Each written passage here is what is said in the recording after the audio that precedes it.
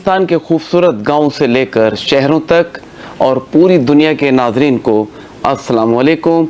मैं हूं आपका होस्ट शाह मोहम्मद और आप देख रहे हैं अपना पसंदीदा प्रोग्राम मॉर्निंग स्पॉट, जहां गुफ्तगू बदलती है ज़िंदगी।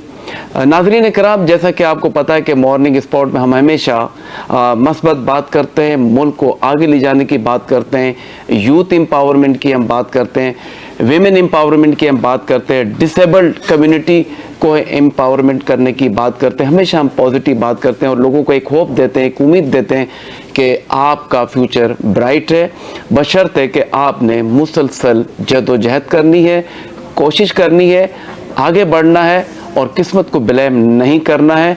किस्मत आप बदल सकते हैं अपनी मेहनत से, कोशिश से और एक बस सोच से। आप अपने आप को, अपनी फैमिली को, सोसाइटी को और पूरी दुनिया को आगे ले जा सकते हैं।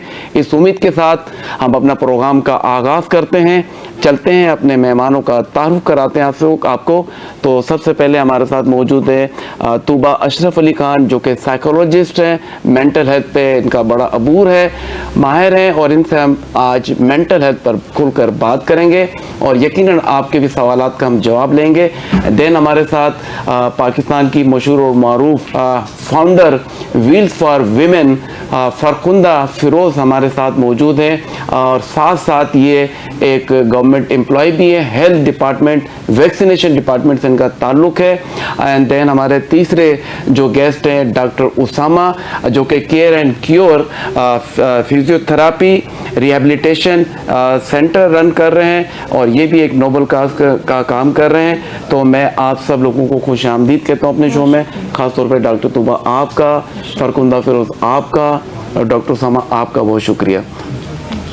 तो प्रोग्राम का आगाज़ करते हैं और हमारे साथ, जैसे कि आपको पता है कि अगस्त का महीना है और आज़ादी का महीना है, तो हम शुरू करेंगे सबसे पहले मिली नगमे से और मैं दावत दूंगा जनाब हमारे साथ मशहूर मारूफ सिंगर हमारे साथ सैयद काशिफ अली, जो कि रेगुलर हमारे साथ होते हैं और उनसे भी बात करेंगे और उनको भी खुश आमदीद कहते हैं अपने शो में, जो कि गाय बगाए हमारे साथ होते हैं। जी काशिफ, शुक्रिया, बहुत शुक्रिया।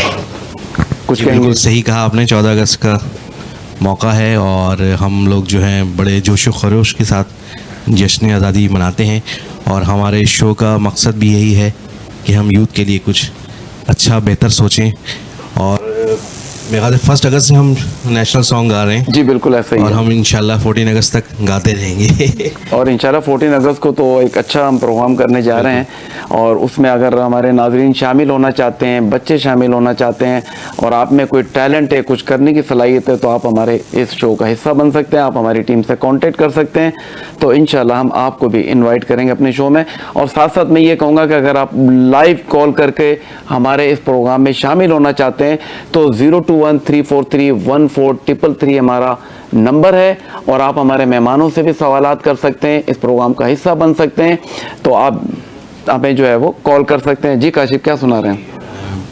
हमने बचपन में जो सुनते आ रहे हैं नेशनल सॉन्ग, सोनी धरती अल्लाह रखे, बगैर म्यूजिक के ऐसी आपको थोड़ा सुनाते। चलें। सोनी धरती अल्लाह रखे, कदम कदम आबाद, कदम कदम आबाद तुझे, कदम कदम आबाद।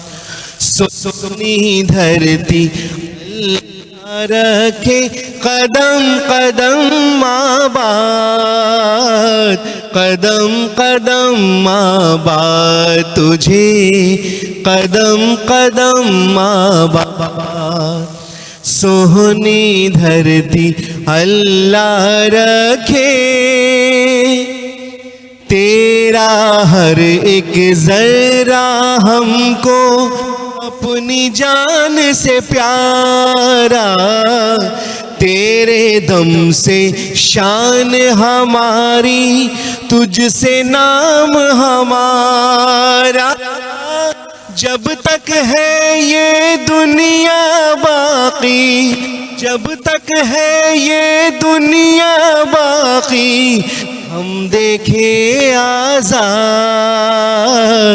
हम देखे आजाद तुझे, देखे आजाद सोहनी धरती अल्लाह रखे, धड़कन धड़कन प्यार है तेरा, कदम कदम पर गीत रे, धड़कन धड़कन प्यार है तेरा, कदम कदम पर गीत रे, बस्ती बस्ती तेरा चर्चा, नगर नगर पर मीत रे, जब तक है ये दुनिया बाकी, जब तक है ये दुनिया बाकी, हम देखे आजाद,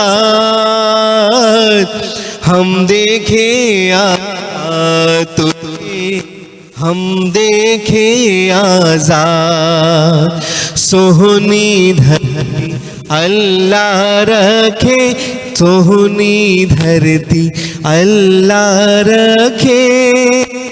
thank you, thank you, thank you. Welcome back नाजरीन, आप देख रहे हैं मॉर्निंग स्पॉट, जहां गुफ्तगू बदलती है ज़िंदगी। और हमारे साथ एक और हमारी मेहमान ने हमें ज्वाइन किया है, डॉक्टर यमुना रहमान, जो कि फिजियोलॉजिस्ट हैं। आपको भी अपने शो में खुश आमदीद कहते हैं। Thank you so much. Welcome.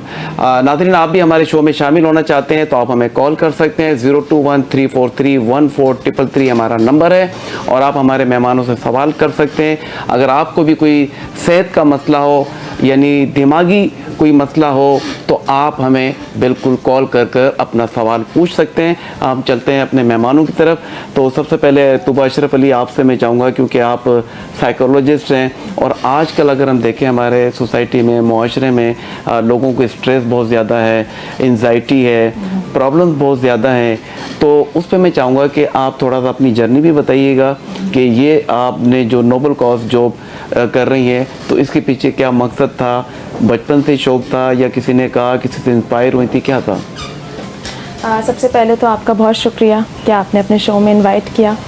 And बचपन से ही एक हेल्पिंग प्रोफेशन में जाने का शौक़ था। क्या बात है। और एक नोबल कॉज के लिए काम करने का शौक़ था। साइकोलॉजी की तरफ डाइवर्ट होने का भी एक ख़ास रीज़न यही था कि ये एक हेल्पिंग प्रोफेशन है, एंड क्लिनिकल में हमेशा से इंटरेस्ट था, तो मैंने इस फील्ड का इंतख़ाब किया। एंड रोज़मर्रा के मामलात और डेली रूटीन में हम अपने आसपास जितना स्ट्रेस देखते हैं, और जिस तरह से लोग किसी भी फील्ड ऑफ लाइफ से उनका ताल्लुक़ हो, उनको स्ट्रेस का कॉमनली बहुत सामना होता है। एंड कुछ लोग उसको बहुत अच्छे तरीके से मैनेज कर पाते हैं अपनी हैबिट्स के थ्रू, लेकिन कुछ लोग होते हैं जो उसको मैनेज नहीं कर पाते, और वो आहिस्ता आहिस्ता उनकी शख्सियत में जो है वो असरअंदाज होने लगता है। सो मेरा तो एक जो कॉज़ है और जो मेरा मकसद है वो यही है कि मेंटल हेल्थ के इस मैसेज को जितना ज़्यादा प्रिवेल कर सकें, और इसको आसान अल्फाज में लोगों तक पहुंचा सकें कि आप अपनी रोज़मर्रा रूटीन को बहुत बेहतर करके अपनी जहनी सेहत का भी उसी तरीके से ख्याल रख सकते हैं जैसे कि अपनी जिस्मानी सेहत का रखते हैं। एंड ये उतनी ही इम्पॉर्टेंट है जितनी हम अपनी जिस्मानी सेहत का ख्याल रखते हैं। रोज़मर्रा की बुनियाद पे छोटे छोटे मसलों को रिज़ॉल्व करना कोई मुश्किल बात नहीं है, लेकिन उसके लिए वक्त निकालना बहुत ज़रूरी है। बिल्कुल, आपने बड़ी अच्छी एक बात की कि छोटी छोटी चीज़ों को मैनेज करेंगे तो आपकी प्रॉब्लम्स दूर होती चली जाएंगी। अगर उसको आप इग्नोर करेंगे तो वही फिर आपके लिए आगे चलकर एक बहुत बड़ा प्रॉब्लम क्रिएट कर सकती है, तो उसको हमें अवॉइड करना चाहिए। बिल्कुल। बहुत अच्छा आपने कहा, आपसे दोबारा भी हम मज़ीद बात करेंगे। फरकुंदा व्हील फॉर वीमेन, और आप जॉब भी करती हैं vaccination department government of Sindh में, तो कैसे मैनेज करती हैं घर भी और एक नोबल काज के आपने ख़वातीन को एम्पावर करना है, उनको खुद मुख्तियार बनाना है, तो ये ख्याल आपको मतलब कब आया? इसके पीछे क्या आपकी एक मतलब स्ट्रेटजी थी कि मतलब कोई नेक काम करना है? तो थोड़ा सा मैं चाहूँगा हमारे नाज़रीन को बताइएगा। Wheels for women bike riding training institute का क़याम इस तरह से हुआ कि जब मैं जॉब करने निकली तो मैंने यही सोचा कि मैं जाऊँ कैसे। सबसे पहले तो एक मिडिल क्लास और लोअर मिडिल क्लास की ख़वातीन को सबसे पहले यही मसला आता है कि हम जाएं कैसे, जॉब पे कैसे जाएं, यूनिवर्सिटी कैसे जाएं। बिल्कुल। तो अब ये मसला मेरे साथ भी हुआ क्योंकि मेरे हस्बैंड की डेथ हो गई, 10 साल हो गए मेरे हस्बैंड की डेथ को। तो जब मैं ज़ाहिर 2 बच्चों की परवरिश करना थी, मैं जॉब करने के लिए निकली, तो मुझे सबसे पहले ये हुआ कि मैं जाऊँ कैसे। तो बाइक तो थी मेरे हस्बैंड की मेरे पास, तो फिर मैंने बाइक चलाना सीख ली। क्या बात वो है। बाइक चलाना सीख ली, फिर मैं जाने आने लगी। तो फिर मैंने सोचा कि जब मुझ जैसी और भी ख़वातीन होंगी जिनको ये ज़रूरत है, उनको भी जाने आने का मसला होगा, बिल्कुल। तो फिर मैंने इंस्टीट्यूट का क़याम किया कि मैं ऐसा कोई इंस्टीट्यूट बना लूँ जहाँ पर ख़वातीन, लड़कियाँ, बच्चियाँ आएँ और जो है ये ख़ुद मुख्तार हो जाएं, जैसे कि मैं ख़ुद मुख्तार हो गई हूँ। अब मुझे किसी की ज़रूरत नहीं है कि कोई आए तो ही मैं कुछ कर सकूंगी, बिल्कुल आपने। कोई आएगा तो ही मैं जॉब पे जाऊंगी। अब मैं खुद अपनी सवारी मेरी अपनी है, मैं लेती हूँ उसको और निकल जाती हूँ, जॉब पे जाती हूँ। तो यही मकसद था मेरे इंस्टीट्यूट के क़याम का भी। बहुत अच्छा आपका नेक मकसद है। और अक्सर हमारी जो ख़वातीन हैं, मैं कहूँगा कि वो हिम्मत हार जाती हैं, गिव अप कर देती हैं। तो मैं आपको कहूँगा कि आप इनको फॉलो करें कि आपने कभी भी जो है वो सरेंडर नहीं करना है, हार नहीं माननी है। जब तक आपकी ज़िंदगी है आपने जदोजहद, कोशिश, मुसलसल कोशिश करनी है। तो फिर आप फ़रकंदा की तरह जो है इंशाल्लाह ख़ुद मुख्तियार होंगी। बल्कि ये जो काम कर रही हैं, अपने आप को तो उन्होंने मतलब सहारा दिया ही, लेकिन साथ साथ हमारी माशरे की ख़वातीन को भी सहारा दे रही है, उनके लिए काम कर रही हैं। तो मैं आपको मतलब अप्रिशिएट करूँगा कि आप एक नेक काम कर रही हैं और लोगों को एम्पावर कर रही हूँ, ख़ासतौर पर ख़वातीन को एम्पावर कर रही है, जो कि मैं समझता हूँ कि बहुत कम लोगों में ये क्वालिटी होती है। अगर हम सब इस मस्बत सोच के साथ आगे बढ़ें तो हमारी तमाम सोसाइटी की जो प्रॉब्लम्स है वो ग्रेजुअली दूर होना शुरू हो जाएंगी।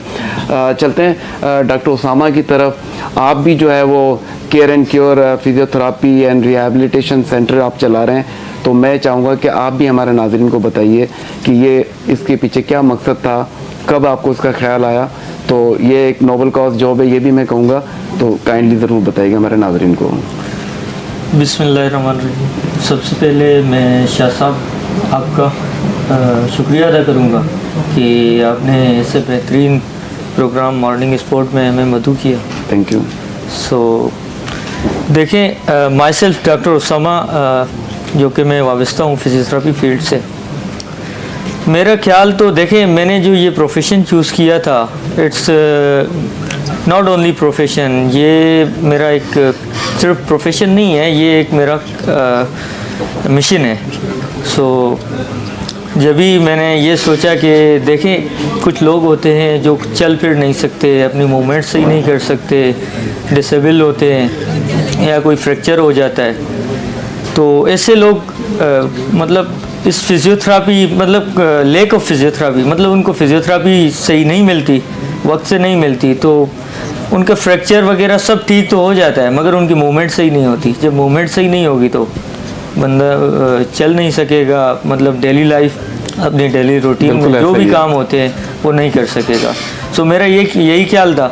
और care and cure physiotherapy and rehabilitation की जो बात है, सो ये बनाने का जो मेरा मकसद था, ख़ास मकसद ये था कि फ़िज़ियोथेरापी जो है, क्वालिटी फ़िज़ियोथेरापी हर घर तक पहुँचे। क्या बात है। मेन मकसद इसका ये था। हॉस्पिटल तक तो देखें, हर पेशेंट, माजूर अफराद हो गए, एजिंग पर्सन हो गए, सब हॉस्पिटल तक नहीं जा सकते।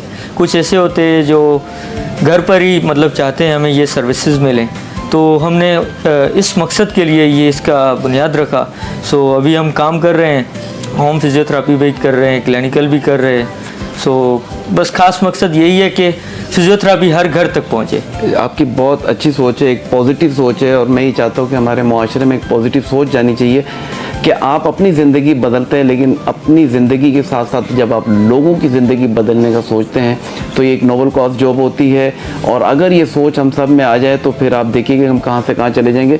और आपने एक बड़ी अच्छी एक बात की कि होम सर्विस आप दे रहे हैं लोगों को, क्योंकि कुछ पेशेंट ऐसे होते हैं, ओवर एज होते हैं, जिनके रिलेटिव्स या बच्चे नहीं होते हैं करीब जो उनको हॉस्पिटल ले जा सकें, टाइम दे सकें।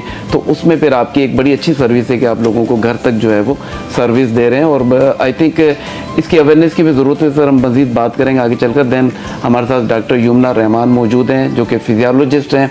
तो मैं चाहूँगा थोड़ा सा आप भी अपना तारुफ करवाइएगा कि इस शोबे में आने का आपको हादसाती तौर पे आए या शौक़ था या पेरेंट्स ने कहा था, क्या था, ज़रा बताइएगा। अस्सलाम वालेकुम, दिस इज़ यमुना रहमान। सबसे पहले थैंक यू सो मच, आपने इनवाइट किया। एंड हाँ, शादी तौर पे तो नहीं, ऑफ कोर्स प्री प्लान्ड आए। That's great. सोच के आए थे कि मेडिकल फील्ड में जाना है, पब्लिक सर्विस करनी है, तो इस वजह से आई थी।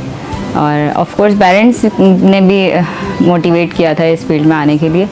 आगे यही है कि अपनी प्रोफेशन को अच्छी तरह से लेके चलेंगे आप। जी, बिल्कुल। और यकीनन जो आपने बात की डॉक्टर यमुना के, सबसे पहली सपोर्ट जो है इंसान को उसके पेरेंट्स से ही पेरेंट्स के मिलती है, साइड से और मिलती है। उनका जो इंकरेजमेंट होता है, मैं कहता हूँ कि वही आपको आगे लेके जाता है, क्योंकि हम छोटे होते हैं, हमें नहीं पता होता कि हमने क्या करना है, क्या बनना है, लेकिन उनकी सपोर्ट आज आप जहाँ पर भी हैं, यकीनन उनके आपकी इस Parents तमाम की वजह जद्दोजहद के पीछे आपके पेरेंट्स का बहुत बड़ा रोल होता है। और हर बच्चे के पीछे मैं कहता हूँ कि पेरेंट्स को चाहिए कि उनका फ्यूचर आप सोचें। अक्सर बात करेंगे मेंटल हेल्थ पे भी, तो जब बच्चा छोटा होता है तो पेरेंट्स उसको इतनी तवज्जो नहीं दे पा रहे होते हैं कि भाई इनको अभी से हम दिखा दें ताकि उसका फ्यूचर अच्छा हो जाए। बाद होगा तो ऐसे हम देखते हैं बच्चे हैं, अगर शुरू में ही उनका हम ट्रीटमेंट ले लेते तो शायद वो बेहतर हो जाते, लेकिन थोड़ी सी नेग्लिजेंसी की वजह से वो बच्चे जो है अपना फ्यूचर खो देते हैं। तो पेरेंट्स के मैं ख़ास तौर पे मैसेज देना चाहूँगा कि वो अपनी हेल्थ के साथ साथ अपने बच्चों की हेल्थ पे, अपने बच्चों का फ्यूचर पे आप बहुत ज़्यादा फोकस करें। जब आप इन चीज़ों को लेकर चलेंगे तो फिर ग्रेजुअली आप देखिएगा कि आपका बच्चा एक अच्छी जगह पर मौजूद होगा, और उसको अच्छी तालीम दें, उसको वक्त दें, टाइम दें। अक्सर आज की दुनिया में हम देखें, हम अपने बच्चों को क्या, अपने आप को भी टाइम नहीं दे पा रहे होते हैं, तो अपने आप को टाइम दें, अपनी सेहत का बहुत ज़्यादा ख्याल रखें। अभी हम देख रहे थे, एक रिसर्च देख रहा था कि सिर्फ कराची में जो है डेली बेसिस पे अराउंड मोर देन 100 जो है वो हार्ट अटैक से जो है अमवात हो रही हैं। ये वो पेशेंट बता रहा हूँ जो गवर्नमेंट हॉस्पिटल या प्राइवेट हॉस्पिटल पहुँचते हैं और उनकी जो है केस रिपोर्ट होता है। कुछ ऐसे केसेस हैं जो घरों में ही उनकी डेथ हो जाती है, हॉस्पिटल तक नहीं पहुँचते। तो अगर उस तादाद को भी मिलाएं, मैं ये सिर्फ कराची के फिगर बता रहा हूँ, मोर देन 300 पर डे अमवात हो रही है सिर्फ दिल के अटैक की वजह से।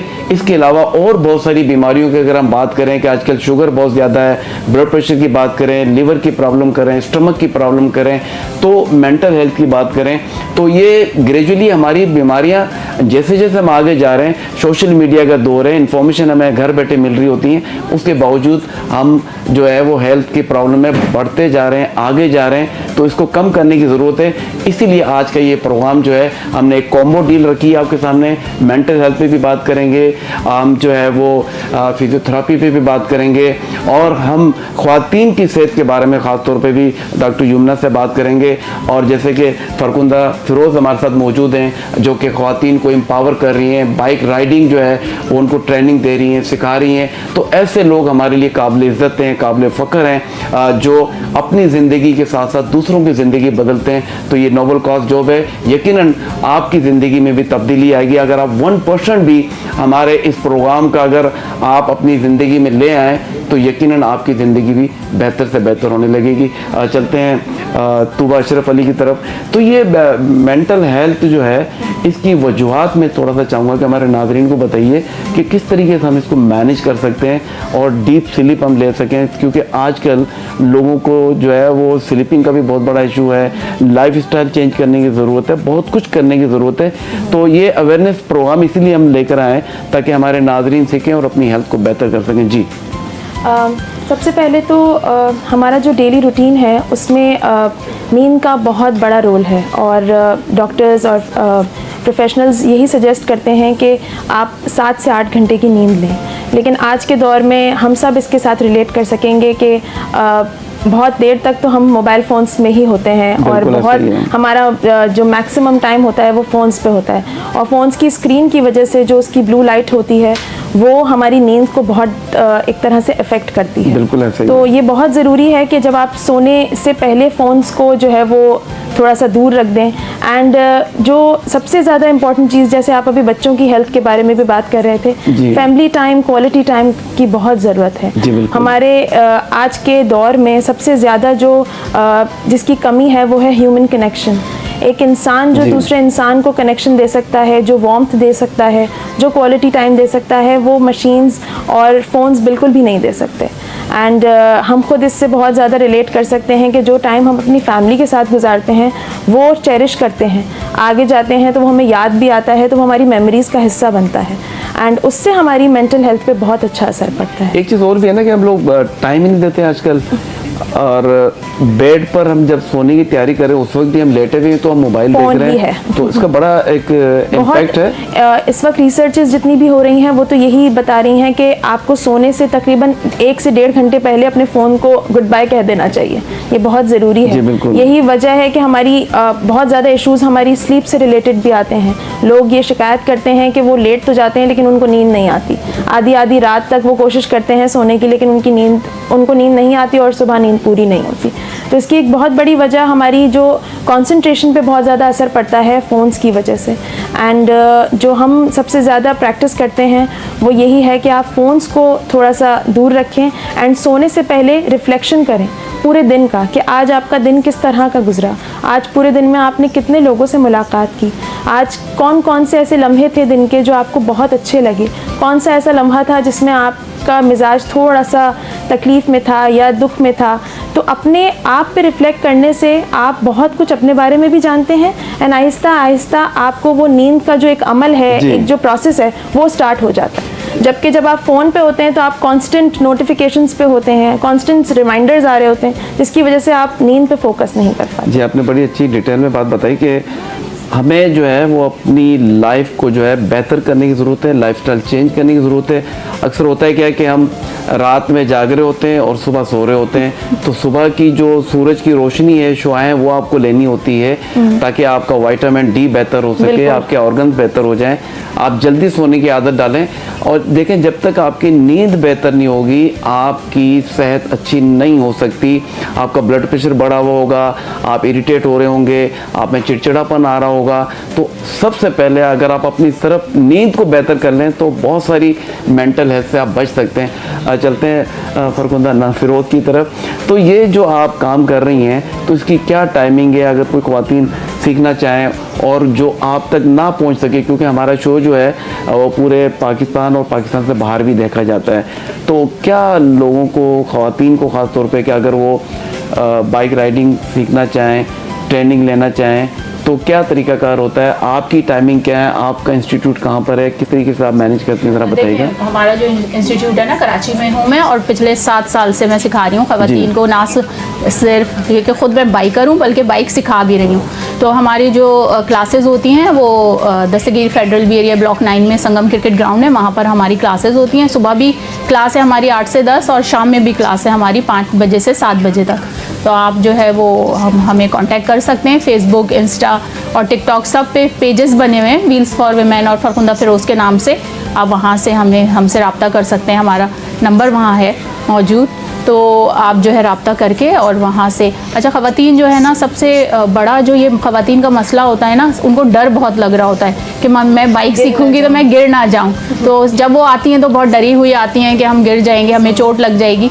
तो सबसे पहले उनका वो डर निकालना होता है। तो उनको मोटिवेट किया जाता है कि भाई आप नहीं गिरेंगी, आपको हम इंस्ट्रक्टर होते हैं, मैं जो हूँ वहाँ पे ख़ुद मौजूद होती हूँ, थ्योरी क्लासेस देते हैं हम लोग, फिर उनको मोटिवेट करते हैं, उनकी जहन साजी करते हैं, उनको तैयार करते हैं कि भाई आप नहीं गिरेंगी। फिर इंस्ट्रक्टर देते हैं हम, कि 4 इंस्ट्रक्टर देती हूँ कि बैलेंसिंग आपकी वो लोग आपको कैरियर से और हैंडल से पकड़े में हैं। फिर जब उनको हम सिखा देते हैं तो फिर बाहर रोड कॉन्फिडेंस की क्लास मैं ख़ुद देने जाती हूँ। तो इस तरह से जब ख़वातीन के साथ मैं मौजूद होती हूँ तो वो बड़ी जल्दी सीख लेती हैं माशाल्लाह से। 12 से 15 दिन में बाइकर बन जाती हैं और अपनी सवारी लेती हैं और बस खुद मुख्तार होकर चलाती हैं। और मैं उनसे यही कहती हूँ, देखिए मशीन है, ये बाइक भी एक मशीन है, इस पर किसी की इजारादारी थोड़ी है कि ये सिर्फ मर्द ही चला सकते हैं। आप सारे काम तो कर रही हैं, घर में भी तो इतनी मशीन्स ऑपरेट कर रही हैं आप, तो ये वाली मशीन आप क्यों नहीं कर सकती? तो उनको हम मोटिवेट करते हैं, उनका हौसला हिम्मत बढ़ाते हैं, तो फिर चलाती हैं बच्चियाँ। अब तो बहुत स्कूटीज़ भी आ गई हैं मार्केट में, तो स्कूटीज़ भी बहुत चला रही हैं। नहीं, मैंने देखा ये अवेयरनेस बड़ी हमारे अभी सोसाइटी में, ख़ासतौर पर कराची में मैं देखता हूँ माशाल्लाह काफ़ी हमारे यहाँ यंग लड़कियाँ, ख़वातीन जो है वो स्कूटी, बाइक्स चला रही हैं, अवेयरनेस अच्छी आ चुकी है। लेकिन एक चीज़ आपने बड़ी अच्छी बताई कि उनमें जो एक फेयर है उसको ख़त्म करना बड़ा मुश्किल होता है। जी हाँ। लेकिन मैं हमेशा ख़वातीन को ये कहता हूँ कि जो काम हम कर सकते हैं या आप सब लोग कर रहे हैं तो आप भी कर सकती हैं। अपने अंदर के इंसान को तराशें और उनकी खूबियों को बाहर लेकर आएँ, तो हमेशा याद रखिएगा कि जो काम कोई और कर सकता है वो आप भी कर सकते हैं। ज़रूर सिर्फ इस बात की कि आप में कॉन्फिडेंस होना चाहिए, आप में खुद एतमादी होनी चाहिए कि नहीं ये काम मैं भी कर लूँगा। जब आप फर्स्ट स्टेप लेते हैं तो जैसा कि आपने कहा कि बहुत सारी ख़वातीन, काफ़ी आपने कितनी ख़वातीन को अब तक जो है वो एम्पावर किया है। माशाल्लाह माशाल्लाह, मैंने कहा ना माशाल्लाह। मैं पिछले 7 साल से ख़वातीन को इसी पे काम कर रही हूँ, सिखा रही हूँ। तो माशाल्लाह हज़ारों ख़वातीन सीख के जा चुकी हैं, जॉब्स कर रही हैं, ऑनलाइन जॉब्स इस तरह से कर रही हैं कि वो केक वगैरह के ऑर्डर लेती हैं, कुकिंग करती हैं, कुछ बनाती हैं और फिर डिलीवर खुद करती हैं। तो ये इनको बड़ी आसानी हो गई है कि किसी को राइडर को बुलाना नहीं है, खुद ही पकाया, खुद ही जो है निकल गए और कोई भी चीज़ जो है वो घरों में पहुंचा दी। तो इस तरह से रुझान बड़ा बढ़ता चला जा रहा है, बड़ी आसानी हो गई है। रिक्शे के किराए, बसेस का ना होना, कराची बहुत बड़ा शहर है, बहुत सारे मसाइल हैं इसमें, Independent। तो वो खुद मुख्तार हो गई हैं, अब अपनी सवारी ले रही हैं, जा रही हैं, अपने काम खुद कर रही हैं, जॉब पे जा रही हैं। तो उनको अब वो बड़ी खुश हैं कि हम जो है अब हमें अपने घर के मर्दों की तरफ नहीं देखना पड़ रहा, या भाई, और अब तो काफ़ी वालिदैन भी आते हैं, वालिद आते हैं, शौहर आते हैं, बेटे आते हैं अपनी ख़वातीन को घर की लेके कि भाई हाँ, हमारी सिखाएं ताकि हम भी तो जॉब पे जा रहे हैं ना, हमारा काम आसान हो जाए। अब ये खुद निकलेंगी, अपने काम खुद करेंगी, और कॉलेज काफ़ी जाएंगी। काम जो है ना मर्दों का कम हो जाता है जब ख़वातीन को आप जैसे एम्पावर कर रही होती, तो घर के जो बाकी मानदा काम होते हैं, अदरवाइज़ ये होता है कि जो हस्बैंड आएंगे, भाई आएंगे, फादर आएंगे, तो ये काम करने होंगे। तो आप अगर खुद मुख्तार हैं, आपको बाइक चलाना आती है, गाड़ी चलाना आती है, तो आप अपने बाकी काम खुद कर सकती हैं। और मैं हमेशा कहता हूँ कि आपको मोहताजी किसी की नहीं होनी चाहिए, कुछ ना कुछ करने की जुस्तजू करते रहें। ख़ास तौर पे हमारी जो ख़वातीन हैं, हम चाहते हैं कि उसको हम एम्पावर करें और वो कुछ ना कुछ करने की जुस्तजू करें ताकि आपको कभी भी फाइनेंशियली प्रॉब्लम ना हो। अल्लाह ना करे जैसे कि आपकी शोहर की डेथ हो गई थी, तो फिर आपने बजाय कि किसी और का सहारा बने, आपने अपने आप को एम्पावर किया, ना कि अपने आप को किया, बल्कि आपने हज़ारों ख़वातीन को एम्पावर किया है, कि एक बहुत बड़े ऑनर की बात है। तो कीप इट अप, हमारी दुआएं आपके साथ हैं। तो दोबारा आपकी तरफ आते हैं जी। डॉक्टर उसामा साहब, आप अक्सर हमारे यहाँ फिजियोथेरापी जहन में होता है कि जस्ट कमर में दर्द है या मतलब लेग में दर्द है तो चलें, इसकी ज़रूरत है। तो थोड़ा सा टेक्निकली बताइएगा किन किन लोगों को फिजियोथेरापी की ज़रूरत होती है और करवानी चाहिए। अक्सर लोगों की टांग में दर्द है, कोई और अर्कुनिसा का दर्द हम कहते हैं, सुनते हैं, वो दर्द हो गया, या मेजर सर्जरी के बाद जो है वो फिजियोथेरापी की बहुत ज़्यादा ज़रूरत होती है, कितने अरसे तक होती है, किन किन लोगों को करवानी चाहिए। ख़ास तौर पे हमारे जो यंगस्टर्स हैं आजकल, उनमें भी हम देखें कि बहुत ज़्यादा जो है ना ये पेन का प्रॉब्लम होता है। नॉर्मली लोग जो है पेन किलर्स लेते हैं और कोशिश करते हैं जी हम सही हो जाएंगे, तो उसके लिए मैं चाहूँगा थोड़ा सा नाज़रीन को बताइएगा। देखें, फिजियोथेरापी एक साइंसी फील्ड है, सो वो भी एक हेल्थ केयर प्रोफेशन है। लोगों में अवेयरनेस नहीं है, सो कोई भी दर्द होता है उसके लिए पेन किलर खाते हैं। मैं ये रोकूंगा नहीं कि पेन किलर नहीं खानी चाहिए, मगर डॉक्टर के प्रिस्क्रिप्शन के मुताबिक खानी चाहिए, वो महदूद वक्त होता है। बट क्योंकि ज़्यादा अगर आप पेन किलर लेते हैं तो आपके ऑर्गन्स डैमेज होते हैं, कुछ ऐसा भी है? जी बिल्कुल, वो हमारे स्टमक को भी इफ़ेक्ट करते हैं, लिवर को भी करते हैं, किडनीज को भी करते हैं। तो पेन किलर देखें, हर पेन के लिए पेन किलर नहीं होता।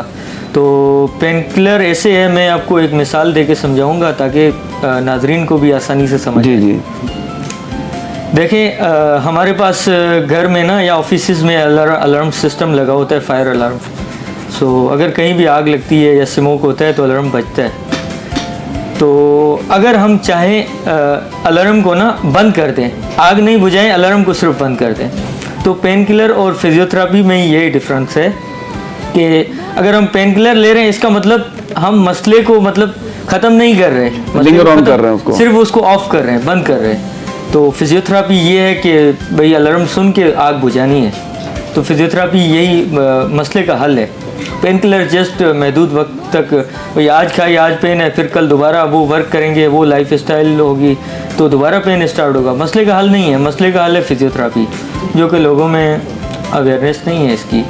सो फिजियोथेरापी बेस्ट है। और फिजियोथेरापी बहुत सारी बीमारियों को ट्रीट करते हैं हम, लाइक कॉमन हो गया है अभी CP चाइल्ड, माजूर बच्चे बहुत होते हैं, और पोस्ट सर्जिकल जो प्रॉब्लम होती है उसके लिए होता है, और फ्रोज़न शोल्डर, ये शैटिका जो आपने अर्कुनिसा बताया, और बहुत सारे ऐसे मसाइल हैं, अभी नाम लेना मैं पूरा प्रोग्राम ख़त्म हो जाएगा, इतनी बीमारियां हैं जो फिजियोथेरेपी जी, ट्रीट बिल्कुल। करता है। बट सिर्फ मेडिसिन मसले का हल नहीं है।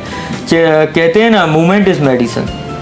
ये मतलब जो है ना, टेबलेट वगैरह इस पे डिपेंड नहीं हमने करें। चलना फिरना छोड़ दिया है, हमने वॉक खत्म कर दी है, हमने जो है वो एक्सरसाइज जो है वो छोड़ दिया। अगर ये सारी चीज़ें करते रहे तो काफ़ी हद तक फिजियोथेरेपी से बचा जा सकता है। बिल्कुल बिल्कुल। लाइफ स्टाइल मॉडिफिकेशन जो है ना, ये मतलब हमने जो लाइफ स्टाइल आजकल की है ना भाई, सारा दिन मोबाइल यूज़ करना, एक ही पोस्चर में। अच्छा, नेक भी जो है ना आपकी डाउन होती है, तो उससे भी आपको बिल्कुल। फ्रोजन शोल्डर्स वगैरह का इशू आता है। फ्रोजन शोल्डर और सर्वाइकल का भी इशू आता है। देखिए, हम अगर मोबाइल यूज़ करते हैं, मैं ये रोकूंगा नहीं कि मोबाइल यूज़ नहीं करें, मगर करने के मतलब एक पोस्चर होता है, उस अच्छे पोस्चर में सही से करें। तो वो उसके क्या बाद पोस्टर ब्रेक होता है, लें। थोड़ा सा बताएंगे क्या होता है? मतलब आप बिल्कुल स्ट्रेट देखें मोबाइल को इस तरीके से, जी, मोबाइल को देखें, वो या एक लैपटॉप पोजीशन वगैरह होती इस्तेमाल है। कर रहे हैं, जी। या आप टीवी देख रहे हैं, तो आपका जो आई कांटेक्ट है वो बिल्कुल लेवल होना चाहिए, डाउनवर्ड नहीं होना चाहिए, ऐसा कुछ होता है?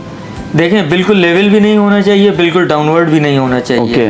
बिल्कुल मतलब एक नॉर्मल पोजीशन होती है, नॉर्मल पोजीशन में देखना चाहिए। और देखें, मसला ये है ना कि हम कोई भी काम करते हैं ना विदाउट एनी ब्रेक करते हैं। मोबाइल यूज़ किया ना, मतलब बंदा 3-3 घंटे लगा रहता है, कोई मूवी देखता है, कुछ भी ना, इधर उधर देखता ही नहीं है। तो एक जगह वो मसल्स होते हैं, वो चीज़ें होती तो हैं, मूवमेंट एक जगह- जरूरी है आप कह रहे हैं, मतलब वो जी, वो मतलब प्रॉब्लम बहुत आ जाती है इस वजह से।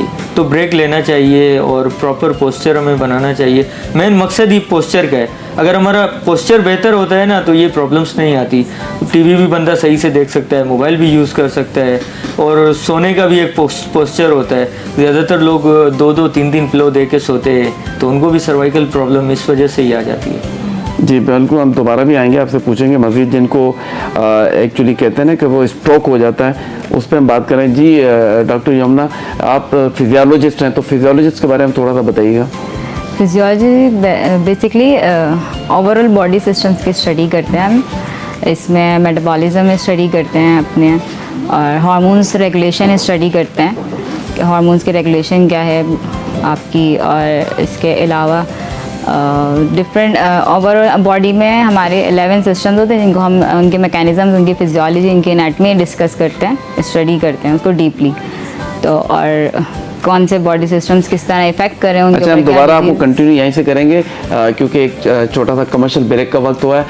नाज़रीन कहीं मत जाएगा, लेते हैं एक छोटा सा कमर्शियल ब्रेक और वापस आते हैं, और फिर गुफ्तगू का आगाज़ यहीं से करेंगे।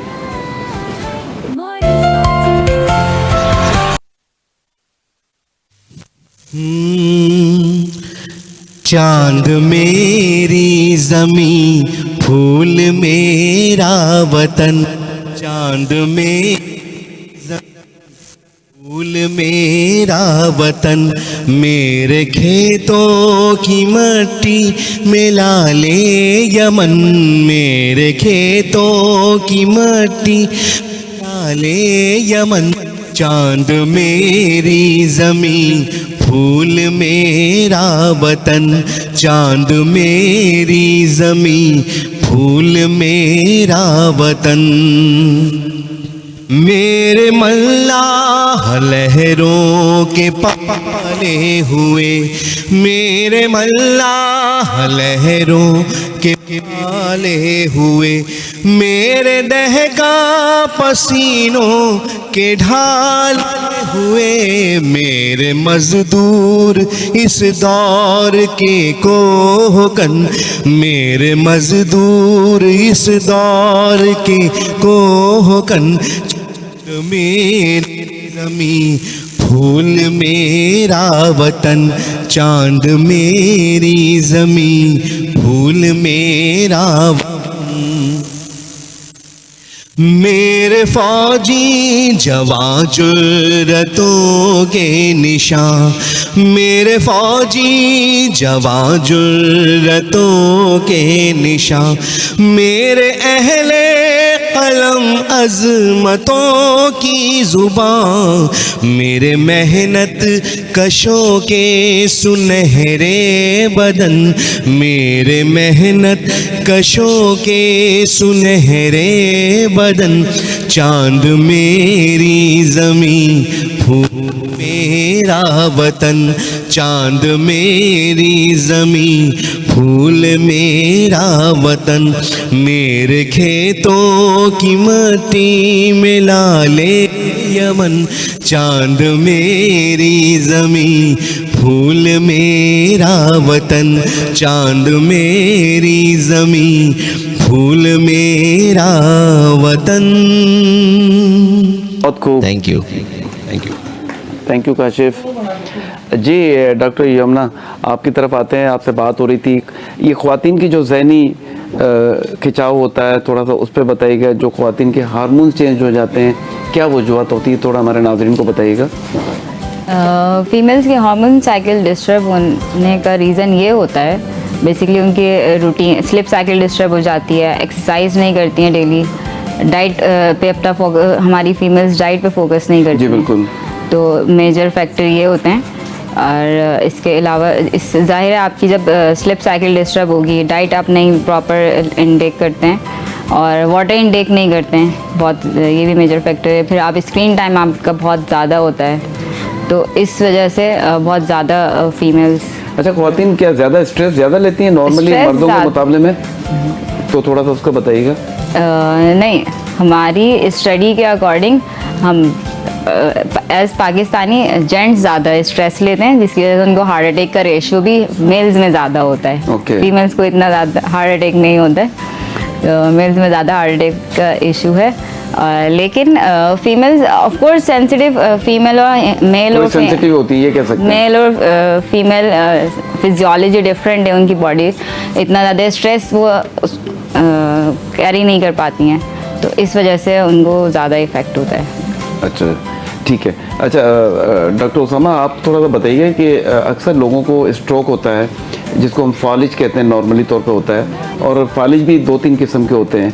लेकिन जब आप ट्रीटमेंट लेते हैं, कहते हैं कि विदिन ए 2-3 आवर्स आपको हॉस्पिटल पहुंचना भी ज़रूरी होता है, ताकि आपकी रिकवरी हो सके। अगर आप डिले करते हैं तो उसमें आपकी रिकवरी भी कोई इश्यूज़ हो जाते हैं। देन फिर आप जब ट्रीटमेंट ले रहे होते हैं तो उसमें फिजियोथेरेपी कितना इम्पोर्टेंट रोल अदा करती है, थोड़ा सा वो हमारे नाज़रीन को बताइएगा। देखिए, स्ट्रोक जो होता है वो 2 किस्म का होता है।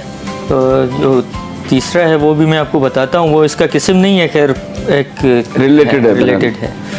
स्ट्रोक एक इस्केमिक होता है, एक हेमोरेजिक होता है। जो इस्केमिक स्ट्रोक होता है उसमें हमारा जो है ब्लड क्लॉट हो जाता है, क्लॉट फार्मिंग हो जाती है। जो ब्लड की शरियान है, ब्लड की नाली है, सो उसमें ब्लड एक जगह जम जाता है, तो क्लॉटिंग हो जाती है, रास्ता ब्लॉक होगा, आगे ऑक्सीजन ब्लड सप्लाई ब्रेन को नहीं होगी, तो जाहिर सी बात है सारे नर्व वगैरह सब कुछ काम करना छोड़ देंगे। और दूसरा हमारा होता है हेमोरेजिक। हेमोरेजिक में ये होता है कि जो ब्लड वाली शरियान है, नाली है, वो बर्स्ट हो जाती है, तो उसमें भी मसला होता है। और तीसरा जो हमारा आता है वो हमारा है जो है TI और TIS, वो हमारा है ट्रांजाइंट इस्केमिक अटैक होता है। ये स्ट्रोक नहीं है, ये अटैक है।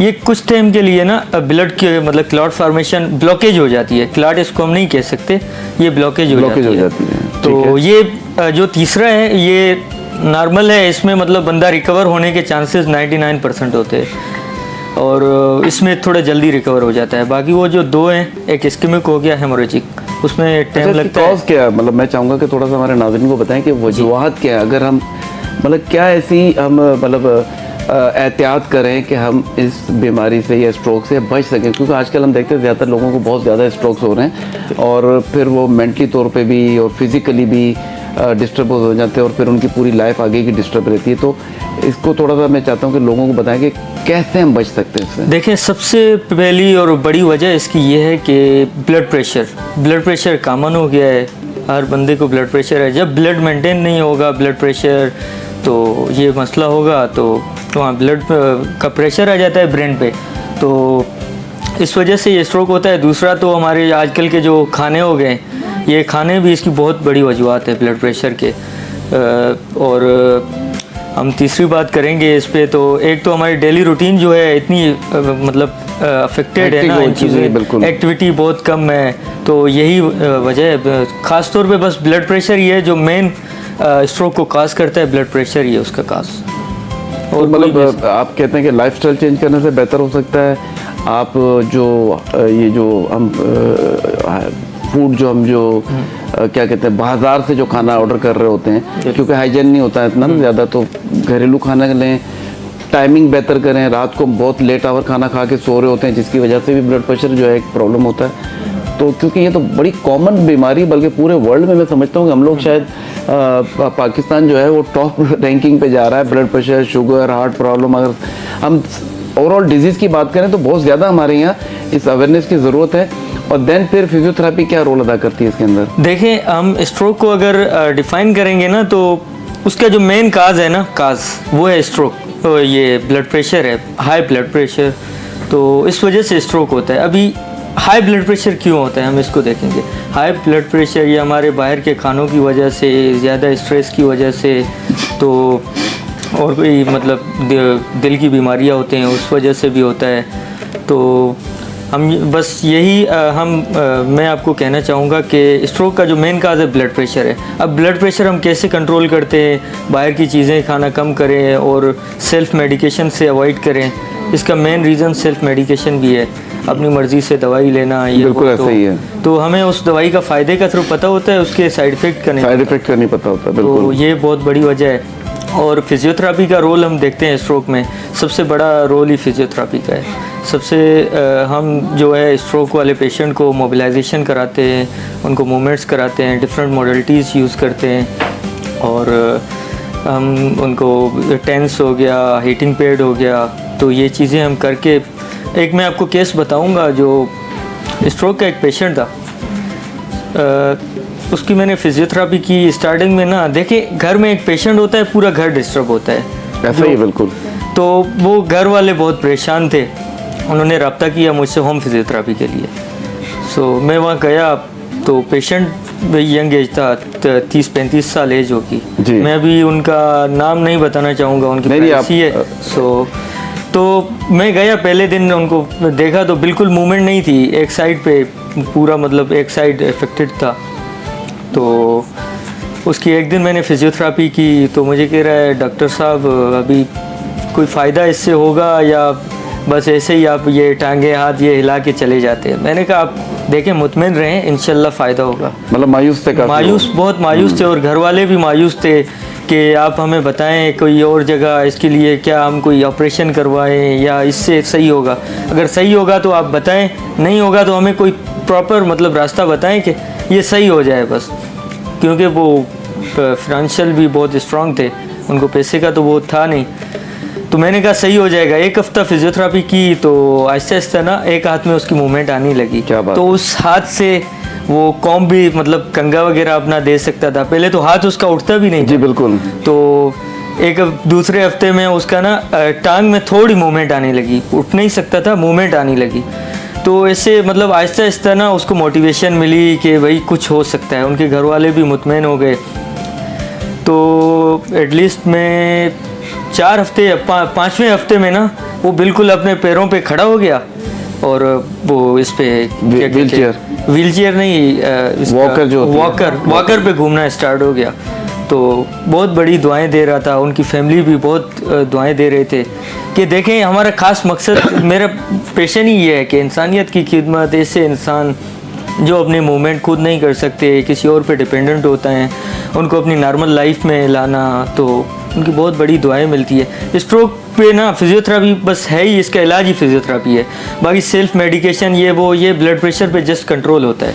इसका प्रॉपर इलाज कोई हॉस्पिटल में, वार्ड में नहीं होता, ये जस्ट कंट्रोल होता है। जो रिकवरी होती है वो फिजियोथेरेपी है। आपने बड़ी अच्छी बात बताई है मेरे नाज़रीन को कि इंसान की एक तो अपनी विल पावर होती है जो उसको आगे लेके जाती है। दूसरी चीज़ है कि आप पेशेंट को जो है ना मोटिवेट करते हैं, काउंसलिंग करते हैं उनकी। और अक्सर हम डॉक्टर्स के लिए भी कहते हैं कि जब पेशेंट आपके पास आता है तो उसको आप प्रिस्क्रिप्शन के साथ साथ उसको आप जो है वो एक गाइडलाइन दें, उसकी काउंसलिंग करें कि ये आपकी मेडिसिन कम हो सकती हैं, बशर्ते है कि आप अपना लाइफस्टाइल चेंज करें, वॉक करें, एक्सरसाइज करें तो ये आपकी मेडिसिन ग्रेजुअली कम हो सकती हैं। तो आपने भी उसको एक मोटिवेशन दी कि जी बिल्कुल आप ठीक हो जाएंगे, थोड़ा सा वक्त लगेगा, टाइम लगेगा, और ग्रेजुअली आपने देखा कि आपका पेशेंट जो है वो रिकवर भी हुआ। और ये इतनी बड़ा एक नोबल कॉज जॉब है, मैं कहता हूँ कि किसी एक इंसानियत की जान बचाना हुआ है कि आपने पूरी इंसानियत की जान बचाई। तो इस पैटर्न पे, इस मस्बत सोच के साथ अगर हम सब मिलकर काम करें तो हमारी सोसाइटी में हम बहुत कुछ कर सकते हैं, अच्छा कर सकते हैं। अच्छा सोचने से ही अच्छा होगा। तो चलते हैं तूबा की तरफ। तूबा, ख़ासतौर पे आजकल हम देखते हैं कि बच्चों में भी जो है वो बहुत ज़्यादा जो है ऑटिज़म की अगर हम बात करें तो पहली बात तो लोगों को पता ही नहीं है कि ऑटिज़म है क्या। फिर साथ साथ हमारे बच्चों में जो ग्रोथ डिले होती है, उनकी बात देर से करना शुरू करते हैं, चलना देर से शुरू करते हैं, देन फिर वो हाइपर भी हो जाते हैं बच्चे। हम उसको इग्नोर करते हैं क्योंकि हमें खुद नहीं पता होता है कि अच्छा बच्चा जो है वो ये प्रॉब्लम है, तो आया कि हमें डॉक्टर के पास जाना चाहिए, हमें कंसल्टेंसी करनी चाहिए, लेनी चाहिए डॉक्टर से।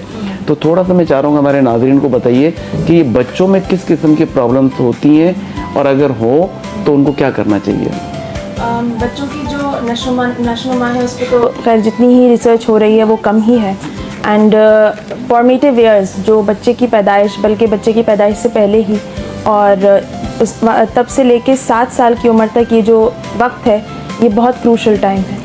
एंड हम इस वक्त जो इस दौर में बच्चों में डिफरेंट न्यूरोलॉजिकल डिजीज़ेस देख रहे हैं, इलनेसेस देख रहे हैं, हाइपर एक्टिविटी देख रहे हैं, उसकी भी एक बहुत बड़ी वजह निगलेक्ट है। और अक्सर मेरे पास मदर्स आती हैं बच्चों के ये कंसर्न्स लेके कि इसकी स्पीच डिले है, ये चल नहीं पा रहा है, 4 साल का हो गया है, 5 साल का हो गया है, बच्चे के माइलस्टोन्स डिले हैं। तो उसकी एक सबसे बड़ी वजह उसकी नशोनुमा है। और एक सबसे बड़ी चीज़ ये है कि हम प्रिवेंटिव मेजर्स के बजाय सीधे कंक्लूजन पे जंप करते हैं। Exactly, हमें लगता है कि कोई ना कोई बीमारी ही है जिसकी वजह से बच्चा जो है वो डिले हो रहा है, जबकि अक्सर ऐसा नहीं होता। कुछ बच्चों के अपने माइलस्टोन्स जो है वो अपने वक्त पे ही होते हैं। कुछ बच्चे देर से बोलना शुरू करते हैं, कुछ बच्चे देर से चलना शुरू करते हैं। सबसे बड़ी चीज़ है उनको वो टाइम देना, वो निगलेक्ट का शिकार ना हो जिसकी वजह से वो सारे उनकी जो चीज़ें हैं वो डिले होती चली जाएं। आपके फॉर्मेटिव ईयर्स में ये बहुत ज़रूरी है कि बच्चे को माँ का साथ मिले, माँ की फुल अटेंशन मिले, एक इमोशनली प्रेजेंट माँ मिले, ये बहुत ज़रूरी है। क्योंकि आज के हालात में हमारे पास जो ख़वातीन हैं वो ख़ुद इतनी इमोशनली एग्जॉस्ट होती हैं, इतनी ओवरवेलम होती हैं। मैं बिल्कुल सेकंड करूँगी इनकी बात को कि औरतों में एंड्योरेंस बहुत ज़्यादा होती है, इमोशनल कैपेसिटी बहुत ज़्यादा होती है। यही वजह है कि वो एक्सप्रेस भी बहुत जल्दी करती हैं। सही, बिल्कुल। और जिसकी वजह से उनको ये समझा जाता है कि शायद वो बहुत सेंसिटिव हैं, जबकि उनकी इमोशनल एक्सप्रेशन बहुत अच्छी होती है। इसके मुकाबले में अगर हम मर्दों को देखें तो उनकी इमोशनल एक्सप्रेशन इतनी अच्छी नहीं होती। वो हमारे एक सोसाइटी का प्रेशर भी है कि हम मर्दों को उस तरह से एक्सप्रेस करने की इजाज़त नहीं देते एंड बचपन से ही उनको वो एक्सपोजर नहीं देते जो बिल्कुल देना चाहिए। लेकिन अपनी एग्जॉशन की वजह से बच्चे की जो नशोनुमा होती है वो नहीं पूरी हो पाती। अच्छा, फैमिली में पेरेंट्स का भी बहुत अहम रोल होता है कि उसमें आप माहौल को सही रखें, बातचीत। और बच्चों को हम आजकल स्क्रीनिंग खुद तो हम कर ही रहे हैं, लेकिन बच्चों में भी ये मतलब चीज़ ज़्यादा हो गई है कि बच्चा रो रहा है तो उसको मोबाइल दे दो, बच्चा रो रहा है तो उसको आप टीवी पे कोई गेम लगा कर दे दें। लेकिन जो हेल्दी एक्टिविटी है, जैसे हम पहले बच्चों को स्पोर्ट्स की तरफ राग़िब करते थे कि भाई वो क्रिकेट खेलेगा, हॉकी खेलेगा, टेनिस खेलेगा, व्हाटएवर जो उसको पसंद हो, फुटबॉल खेलेगा। लेकिन अब स्पोर्ट्स की तरफ देख रहे हैं कि स्कूल्स भी हमारे जो हैं वो घरों में खुले हुए, कोई ग्राउंड नहीं है, कोई चीज़ें नहीं है। तो ये सारी चीज़ें मैटर करती हैं इसके अंदर? बिल्कुल, बहुत ज़्यादा मैटर करती हैं। सबसे बड़ी चीज़ आप एक बच्चे को जो सबसे बड़ा तोहफा दे सकते हैं वो अपना टाइम है और पेरेंट्स का बॉन्ड है। अगर पेरेंट्स का अपना बॉन्ड बहुत अच्छा है तो ये बच्चे के लिए सबसे कीमती चीज़ है। एंड हम अगर इससे अपने आप को भी रिलेट करें तो हमने अपने बचपन में भी ये चीज़ें देखी हैं कि जितना हम आउटडोर से सीखे, जितना हमें एक्सपोजर मिला उस चीज़ से और सोशल इंटरेक्शन से बच्चे बहुत सीखते हैं। जबकि अगर वो वही सारी चीज़ें फ़ोन पे देख रहे हैं तो इसका बहुत ख़तरा है कि अब बहुत कम उम्री से ही बच्चे खाना खा रहे हैं तो उनके सामने फ़ोन है। बच्चे टीवी देखते हुए ही अपनी तमाम चीज़ें कर रहे हैं। जब तक नहीं खाता, जब तक फ़ोन उसके सामने नहीं होता, दें, वो गेम ना देखे, और वो खाते हुए जो है वो मोबाइल भी देख रहा है और माँ फिर खिला भी रही है उसको। वो खुद उसको एम्पावर करने की हम कोशिश ही नहीं करते कि बच्चा खुद से अपने काम करना शुरू करे। ये बहुत सारी चीज़ें, तो ये वर्चुअली जो चीज़ें हम कर रहे हैं उसका बहुत ज़्यादा नेगेटिव इम्पैक्ट आ रहा है बच्चों पे। अब पहले के ज़माने में हमने ऑटिज़म और हाइपर एक्टिविटी इतनी ज़्यादा नहीं सुनी थी जितना अब सुन रहे हैं। जी बिल्कुल। बल्कि अब तो रिसर्च भी इस चीज़ को प्रूव कर रहा है कि वर्चुअल ऑटिज़म हो रहा है बच्चों को स्क्रीन की वजह से उनके जो ब्रेन डेवलपमेंट है उस पर बहुत ज़्यादा इफेक्ट पड़ रहा है। तो सबसे बड़ी चीज़ यही है कि हम बच्चों के जो फॉर्मेटिव ईयर्स हैं उसमें उनको जितना वक्त दे सकें, जितना उनकी नशोनुमा कर सकें, जितना उनको ह्यूमन कनेक्शन दे सकें, जितना उनका इंटरेक्शन इंसानों से करवा सकें, वो उनके लिए सबसे कीमती चीज़ है।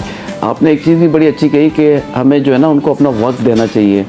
और मैं हमेशा अपने प्रोग्राम में ये भी कहता हूँ कि देखें, आप जब बाहर निकलते हैं ना तो आप सीखते हैं। बिल्कुल। और कहते हैं कि किताबों से हमें इंफॉर्मेशन मिलती है, मालूमात मिलती है, लेकिन इल्म आपको मिलता है जब आप सफ़र करते हैं, बाहर निकलते हैं, जब आपकी बाउंडिंग होती है, लोगों से मिलते हैं, तो यकीनन कुछ ना कुछ हम सीख रहे होते हैं। अगर हम इस सिर्फ आज के प्रोग्राम की बात कर रहे हैं कि हम जो शो कर रहे हैं तो हम एक दूसरे से लर्निंग कर रहे होते हैं, सीख रहे होते हैं बहुत सारी, क्योंकि आपका जो डोमेन है वो मेरा डोमेन नहीं है, जो एक्सपर्टीज मेरी है वो आपकी नहीं, जो आपकी एक्सपर्टीज वो मेरी नहीं है, तो हम एक दूसरे से सीखते हैं। और फिर ये पूरी जिंदगी में कहता हूँ कि लोग सीखे और सिखाने में अपना होना चाहिए, जब तक सांस है जब तक आपने सीखना है। तो आप खासतौर पे क्योंकि वैक्सीनेशन डिपार्टमेंट से भी रिलेटेड हैं और हमारे यहाँ अक्सर आप देखेंगे इतनी पोलियो वैक्सीनेशन के बावजूद भी पोलियो केसेस रिपोर्ट हो रहे हैं, तो मैं चाहूँगा थोड़ी सी वैक्सीनेशन पे भी आपसे बात कर लें। जी हाँ, बाइकर बनना और बाइक सिखाना तो मेरा शौक है, लेकिन प्रोफेशन के लिहाज से जो है वो मैं वैक्सीनेटर हूँ। Vaccine department government of Sindh से मेरा ताल्लुक़ है, हेल्थ डिपार्टमेंट से।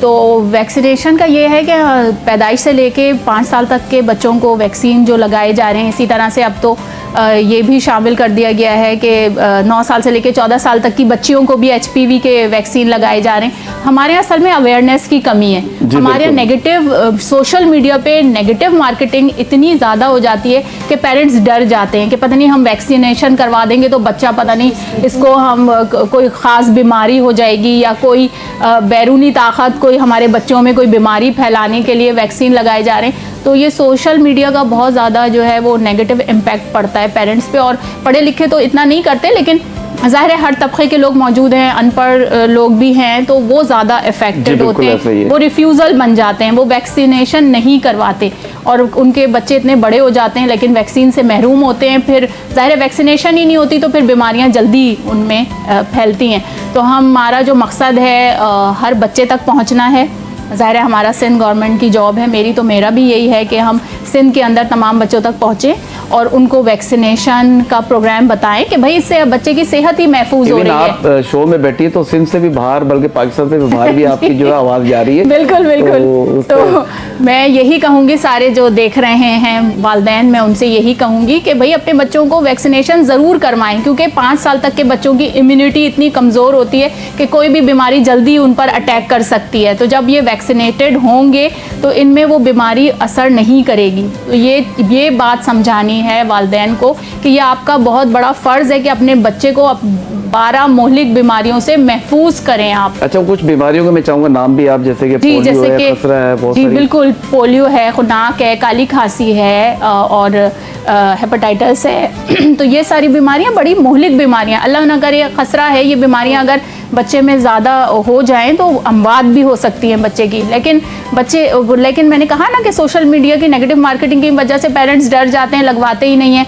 और ख़ास तौर पे जब ज़ाहिर है ये वैक्सीनेशन है, इसमें बच्चे को जब वैक्सीनेशन होती है 1.5 महीने, 2.5 महीने, 3.5 महीने, तो उसमें जो पेंटा का वैक्सीन लगता है तो वो थोड़ा हार्ड होता है, उसमें बुखार आ जाता है। वो 2 दिन होता है फिर सही हो जाता है, नॉर्मल हो जाता है। जी आइस की टकोर करनी होती है और पेनाडोल देनी होती है। लेकिन वो बुखार से ख़वातीन इतना डर जाती हैं एक दफ़ा में कि वो दोबारा आती ही नहीं है हमारे पास कि भाई इतना बीमार हो गया बच्चा, हमारे सास ने हमें इतना डांटा कि तुमने जो है वैक्सीनेशन क्यों करवाई, मेरे शौहर ने मुझे इतना डांटा। तो ये सारी चीज़ें हैं, तो इस चीज़ को जो है ख़त्म करना होगा। हमें सोशल मीडिया पे पॉजिटिव ये पैगाम पहुंचाना होगा कि भाई बच्चों की इम्यूनिटी कम है, आप ज़रूर वैक्सीनेशन करवाएं बच्चों को, ताकि वो इन बीमारियों से, मोहलिक बीमारियों से, जानलेवा बीमारियों से बच्चे बच सकें।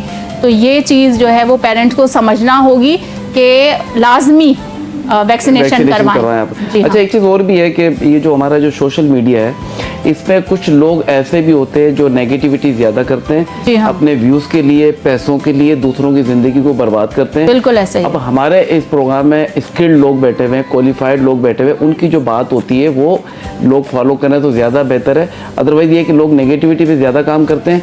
अच्छा जी, ऐसा होगा, वैक्सीनेशन कराने से ये हो जाएगा, तो लोग उसको ज़्यादा देखते हैं। पॉजिटिविटी को हमारे यहाँ लोग कम देखते हैं, नेगेटिविटी को ज़्यादा content देखते promote ज़्यादा हैं। तो इस पे भी हमें अवेयरनेस की ज़रूरत है। और ये मॉर्निंग स्पॉट बेसिकली जो हमारा मकसद है कि लोगों में अवेयरनेस दें। हम हर शोबा जात से लोगों को हम बुलाते हैं, उनकी एक्सपर्टीज़ को हम यहाँ पर शेयर करते हैं, और यकीनन कहीं ना कहीं मुआशरे में एक मस्बत तब्दीली आती है, लोग आगे बढ़ते हैं, सीखते हैं। तो वैक्सीनेशन का तो आपने बताया कि बहुत एक अहम रोल है। अच्छा, ये वैक्सीनेशन के बाद 99% होता है कि वो उन मौलिक बीमारियों से बच सकते हैं? जी हाँ, बिल्कुल ऐसा ही है। वैक्सीन है ही इसीलिए कि मौलिक बीमारियों से बच्चा बच जाता है। अगर बिलफर्ज बच्चे को होती भी है, कोई वायरल इन्फेक्शन होता भी है, तो उसकी वो जो उसका जो उसकी जो स्ट्रेंथ है वो कम होती है, वो कम होती है। लेकिन ये है कि बच्चा बच जाता है इन मौलिक बीमारियों से। तो पेरेंट्स को ज़रूर लगवाना चाहिए। मैं बार बार यही कह रही हूँ कि पेरेंट्स, आप जो है बच्चे की हिफाजत आपके अपने हाथों में है। इस चीज़ से लापरवाही ना करें, और आप ही अपने बच्चों की सही नशोनुमा कर सकते हैं। आपके हाथों में होता है बच्चा, तो आप उसको ज़ाहिर है पोलियो पिलाएं। 5 साल तक के बच्चों को लाजमी पोलियो पिलाएं। अल्लाह ना करे ये बीमारियां अगर हो गई, पोलियो हो गया, तो फिर ये कभी भी इसका कोई इलाज नहीं। बिल्कुल। तो इस तरह की ये और अक्सर बीमारियां देखते हैं। हैं पोलियो के जो हमारे यहाँ जो पेशेंट होते हैं, उनको देख के भी हमें जो है ना थोड़ी सी मतलब अवेयरनेस आनी चाहिए बिल्कुल। कि हम अपनी बच्चे की ज़िंदगी को महफूज कर सकते हैं, रख सकते कि हैं। अगर हमने टाइमली उनको जो है वो वैक्सीनेशन, जैसे कि आपने एक और चीज़ बताई, मुझे भी नहीं पता था कि आजकल लड़कियों को भी जो है 9 साल से 14 साल तक जी की हाँ। लड़कियों को भी वैक्सीनेशन करवाई जा रही जी, है। अब वो हमारी भी रूटीन का हिस्सा हो जी। गया है। हमें भी 9 साल से लेकर 14 साल तक की बच्चियों को भी HPV के वैक्सीन लगाए जा रहे हैं, ताकि वो बच्चियां जो सर्विकल कैंसर उनको हो सकता है उससे महफूज हो जाएं इन फ्यूचर। तो पहले ही उनको क्योर किया जा रहा है वैक्सीनेशन के ज़रिए से। तो वो भी है, 9 साल से 14 साल की बच्चियों को लगवा के इस कैंसर से बचाव किया जा सकता है, मुमकिन है अब।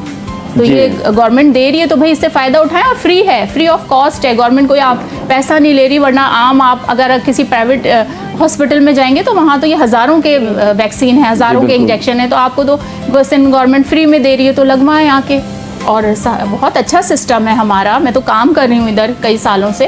तो पेरेंट्स को आना चाहिए खुले दिल के साथ, और अपने बच्चों की हिफाजत मुमकिन बनानी चाहिए। जी बिल्कुल। और अब तो डोर स्टेप पे भी आप लोग जाके जी वैक्सीनेशन हाँ, कर रहे हैं, ऐसा पोलियो ही पे है। खास तौर पे। बिल्कुल। और हर महीने में आई थिंक कैंपेन होती है 3 दिन 4 दिन की। जी, जी। क्या आप घरों तकरीबन में हर महीने में या 1 महीना छोड़ के पोलियो की कैंपेन होती है, और डोर टू डोर जाते हैं पोलियो वर्कर्स, और जाके पिलाई जाती है। और अब तो ये ज़रूरी करार दे दी गई है कि लाजमी पिलाना ही है, वरना इसमें जुर्माना है पेरेंट्स पे। जी, बहुत अच्छी पिलाना आपने है। बात कही। और नाज़रीन, अगर अपने देख रहे हैं तो अपने बच्चों की ज़िंदगी को महफूज बनाएं, हेल्दी बनाएं, अपनी भी और बल्कि अपने बच्चों की, क्योंकि पैदाइशी बच्चे से लेकर 5 साल तक के बच्चों को जो है वो वैक्सीनेशन की जो भी उनका जो ड्यूरेशन है, बाकायदा तौर पर कार्ड बना के दिया जाता है और जी। बताया जाता है कि आपने नेक्स्ट फला डेट को आना है, इस डेट को आना है, इस वक्त आना है।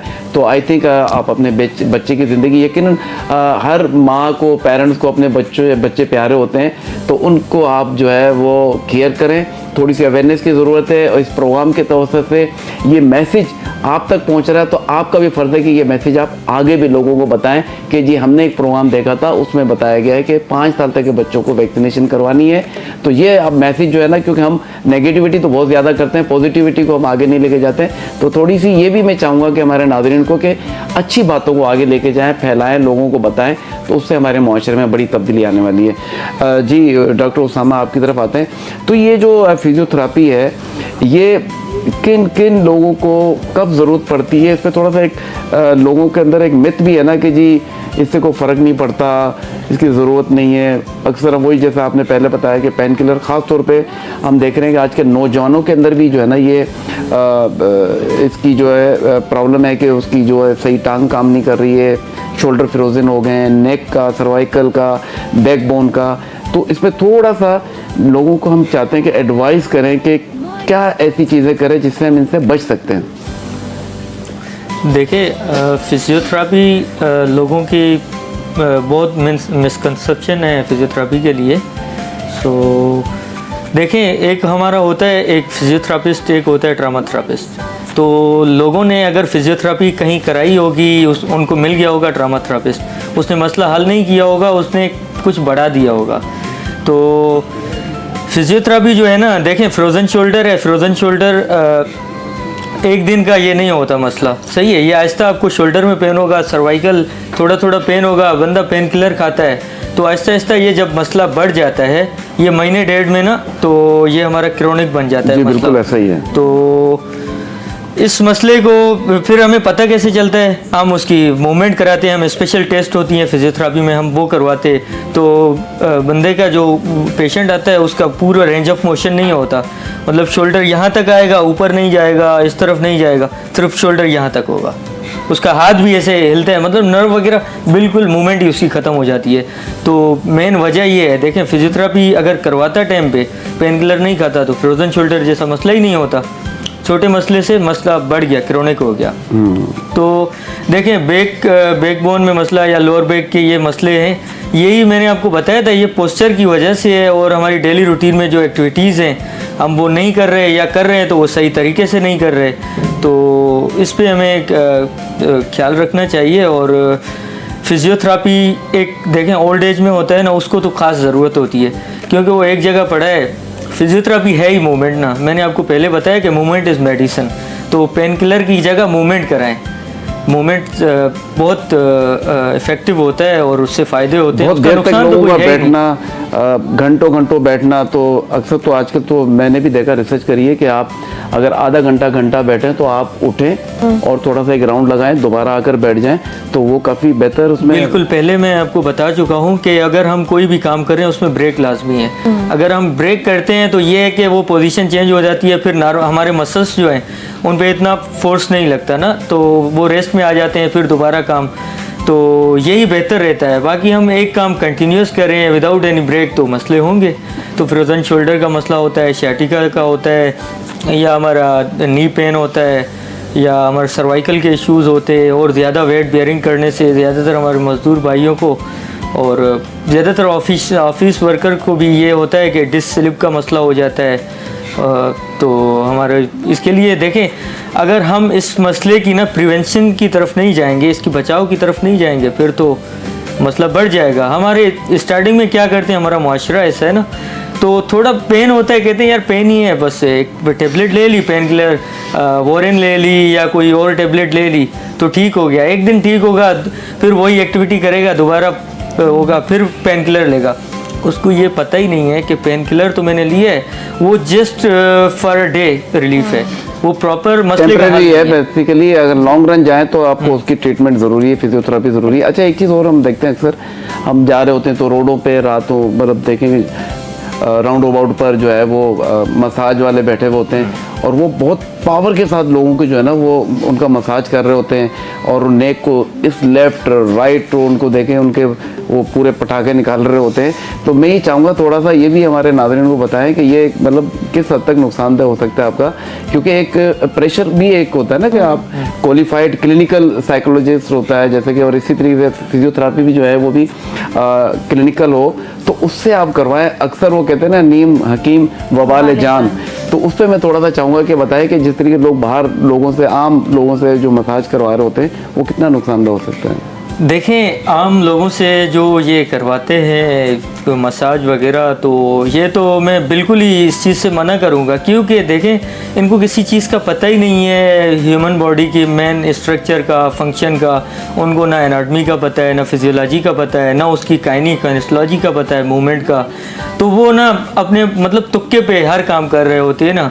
अभी हमारी गर्दन मोड़ दें, सर्वाइकल का प्रॉब्लम हो सकता है, इसके बहुत साइड इफ़ेक्ट हैं। तो मैं बिल्कुल ये मशवरा नहीं दूंगा कि उससे कराएं फिजियोथेरापी। देखें, अगर कोई मसला है तो फिजियोथेरापिस्ट से रुजू करें। फिजियोथेरापी हर जो भी जिस्म का दर्द है, जिस्म में मसला है, पट्टों का मसला है, या पट्टों का खिंचाव है, या नी पेन है, सर्वाइकल इश्यूज़ है, कोई भी इशू है ना, या गेट में मसला है, गेट का मतलब है जो चलने फिरने में बच्चों को मसला होता है या बड़ों को भी हो जाता है, उस पर फिजियोथेरापी का बहुत वाइटल रोल है। सो मैं तो ये बिल्कुल सजेस्ट नहीं करूँगा नाजरीन को कि वहाँ मालशियों के पास जाएं, ये मसाज करवाएं, ये बहुत नुकसान है। ये उनको वक्ती तौर पे ना फ़ायदा मिल जाता है। मगर 80% लोग जो होते हैं ना वो फिजियोथेरापिस्ट के पास आते हैं, बोलते हैं यार हमने वो मसाज करवाया था तो उसने ना अभी गर्दन में दर्द हो गया है, या कोई आएगा वो कहेगा यार उसने ना मतलब टांग ऐसे ना सुला के खींच ली टांग तो अभी नी में मुझे पेन है। उनको किसी चीज़ का पता ही नहीं होता तो वो मसले बढ़ा देते हैं, वो कम नहीं करते। तो इससे बेहतर ये है कि आप क्वालिफाइड फिजियोथेरापिस्ट के पास जाएं। क्लिनिकल जो फिजियोथेरापिस्ट है वही आपका बेहतर से बेहतर इलाज कर सकता है, बाकी इनके पास नहीं जाएं तो ये बेहतर रहेगा। जी, आपने बड़ा डिटेल में बताया, बड़ी अच्छी हमारे नाज़रीन को बात बताई कि आप एक क्वालिफाइड जो भी हो ना, चाहे वो डॉक्टर हो, चाहे वो फिजियोथेरापिस्ट हो, ऑक्यूपेशनल थेरापिस्ट हो, और इसी तरीके से आप तमाम जो है वो क्वालिफाइड लोगों के पास जाएं, तस्दीक कर लें। आजकल AI का ज़माना है, एप्लीकेशन में जाएं, आपको नियरेस्ट क्लिनिक का पता चल जाएगा। लेकिन उसको भी आप जो है असिस्टेंस मैं कहता हूँ कि आप उसको यूटिलाइज़ करें, ना कि उसको होलसेल सारी एडवाइस उससे लें और वो जो कह रहा है उस पर आप इम्प्लीमेंट करना शुरू कर दें तो वो भी नुकसानदेह हो सकता है। तो जी, यहाँ मैं एक आपने AI की बात की, यहाँ एक बात मैं कहना चाहूँगा। नॉर्मल आजकल देखा जा रहा है कि अगर किसी को घर में कोई मसला हो जाता है, कोई पेन होता है, तो वो डायरेक्ट ना ChatGPT पे जाएगा, YouTube पे जाएगा, इसकी मतलब ट्रीटमेंट हमें बताएं। अगर उनको थोड़े एजुकेटेड हमारे लोग हैं, उनको पता है इस मसले का हल है फिजियोथेरापी, सो वो फिजियोथेरापी ट्रीटमेंट YouTube पे सर्च कर रहे होते हैं, उनको वो ट्रीटमेंट तो मिल जाता है। उनको ये नहीं पता, ये देखें वहाँ ना एक हिस्ट्री नहीं होती ना आपकी। जी, history एक नहीं केस होती होता है ना, एक केस के बारे में मतलब YouTube पे वो बताया जाता है, उसको ये नहीं पता होता कि मेरा केस अलग भी हो सकता है, मेरी हिस्ट्री अलग हो सकती है, उसकी हिस्ट्री अलग है। वो वही मतलब उस केस वाली ट्रीटमेंट अपने ऊपर इम्प्लीमेंट मतलब वो तो सबको एक जनरली ट्रीट कर रहा है ना, तो उसको एक्सक्लूसिवली नहीं पता है कि आपको जेनेटिकल प्रॉब्लम है, क्या इश्यूज हैं, और भी कौन सी बीमारियां आपके साथ रिलेटेड हैं। तो वो आपको तो फिर तो डॉक्टर बनने की और सबको ज़रूरत ही नहीं, सब AI इस्तेमाल करें, घर बैठ जाएं, क्लिनिक बंद करें और सारी चीज़। ऐसा नहीं, उसको असिस्टेंस बनाएं, एडवाइस ले सकते हैं, आपको अच्छा मतलब वो एडवाइस मिल सकती है। लेकिन फिर भी आपने अपने दिमाग का इस्तेमाल जो है वो बहुत ज़रूरी है कि आपने करना क्या है। तो डॉक्टर यमुना की तरफ जाएंगे। जी, ख्वातीन के अंदर जो भी इश्यूज़ हैं, प्रॉब्लम्स हैं, तो क्या एडवाइस करेंगे हमारी ख्वातीन को कि किस तरीके से वो जो है अपने आप को सेफ रख सकती हैं, चाहे वो मेंटल हेल्थ हो, फिज़िकल हो, या जो भी उनका हार्मोन्स चेंज हो रहे हैं, जो भी चीज़ें होती हैं। तो एक जनरल मैं चाहूँगा कि हमारे नाज़रीन को आप क्या मैसेज देना चाहेंगे? सबसे पहले तो मैं ये बात कहना चाहूँगी कि स्लिप साइकिल को मेंटेन रखें, वाटर इनटेक को मेंटेन रखें। इसके अलावा अपने सारे मिनरल्स को देखें अपने डाइट में कि वो आपके फॉलो हो रहे हैं नहीं हो रहे हैं। 40+ के बाद फीमेल्स को मैं बोलूँगी कि वो कैल्शियम और विटामिन D को ज़्यादा इनटेक करें। आप सप्लीमेंट्स 40+ के बाद मैं बोलूँगी, बट वैसे नहीं है ऐसा कि आप सप्लीमेंट्स अभी से अर्ली एज में लेना शुरू कर दें। लाइक जैसे यूनिवर्सिटी की स्टूडेंट्स होती हैं फीमेल्स, तो उनको विटामिन D क्योंकि हमें नॉर्मल डाइट से नहीं मिलता, विटामिन D सिर्फ आपको इससे मिल सकता है सनलाइट से। इसके अलावा वो आप इनटेक कर सकते हैं आर्टिफिशली, लेकिन इसके अलावा बाकी अपने इलेक्ट्रोलाइट्स को मेंटेन रखना चाहिए। तो इसके लिए आपको डाइट से फॉलो करें यंग एज में। आफ्टर 40 जो है सारी फीमेल्स को लेना चाहिए ताकि जो है इनके ये वाले इश्यूज़ ना हो। इसके अलावा हार्मोन्स डिसबैलेंस भी इसी वजह से ही होते हैं ज़्यादातर उनके, और फीमेल्स के एस्ट्रोजन जो है उनका मेंटेन नहीं होता है, तो इस वजह से मेन तो कॉज जो आप बता रही हो लाइफस्टाइल है। अगर आप अपनी लाइफस्टाइल को बेहतर कर लें और डाइट का बेहतर ख्याल कर लें, और ख़ासतौर पे हाइड्रेशन के लिए पानी का इस्तेमाल बहुत ज़्यादा है, तो ये सारी चीज़ें अगर हम उसको मेंटेन करें तो बहुत सारी चीज़ों से बचा जा सकता है। इसी से बचा जा सकता है। हार्ट अटैक है या डायबिटीज़ है, हमारे यहाँ कार्डियोवैस्कुलर जितनी भी डिजीज़ हैं वो स्टार्ट इनिशियली यहीं से होती हैं। ब्लड प्रेशर स्टार्ट यहीं से होता है क्योंकि हमारी लाइफ स्टाइल बहुत ज़्यादा जो है डिस्टर्ब है। दिन में सोते हैं, रात में जागते हैं, मेन इशू तो यही। सोने के वक्त हम जाग रहे होते हैं, ऐसा ही है, जागने के वक्त हम सो रहे होते हैं। तो ये बहुत ज़रूरी है क्योंकि आजकल जो हार्ट अटैक वगैरह जो आपने बताया ज़्यादा, वो बेसिकली लाइफस्टाइल हमारा मेन इस पे जो है मैं डायबिटीज़ और ब्लड प्रेशर आप कह सकते हैं, हाइपरटेंशन और डायबिटीज़ जो है वो बहुत ज़्यादा इफेक्ट करती है हमारे लाइफ स्टाइल की वजह से।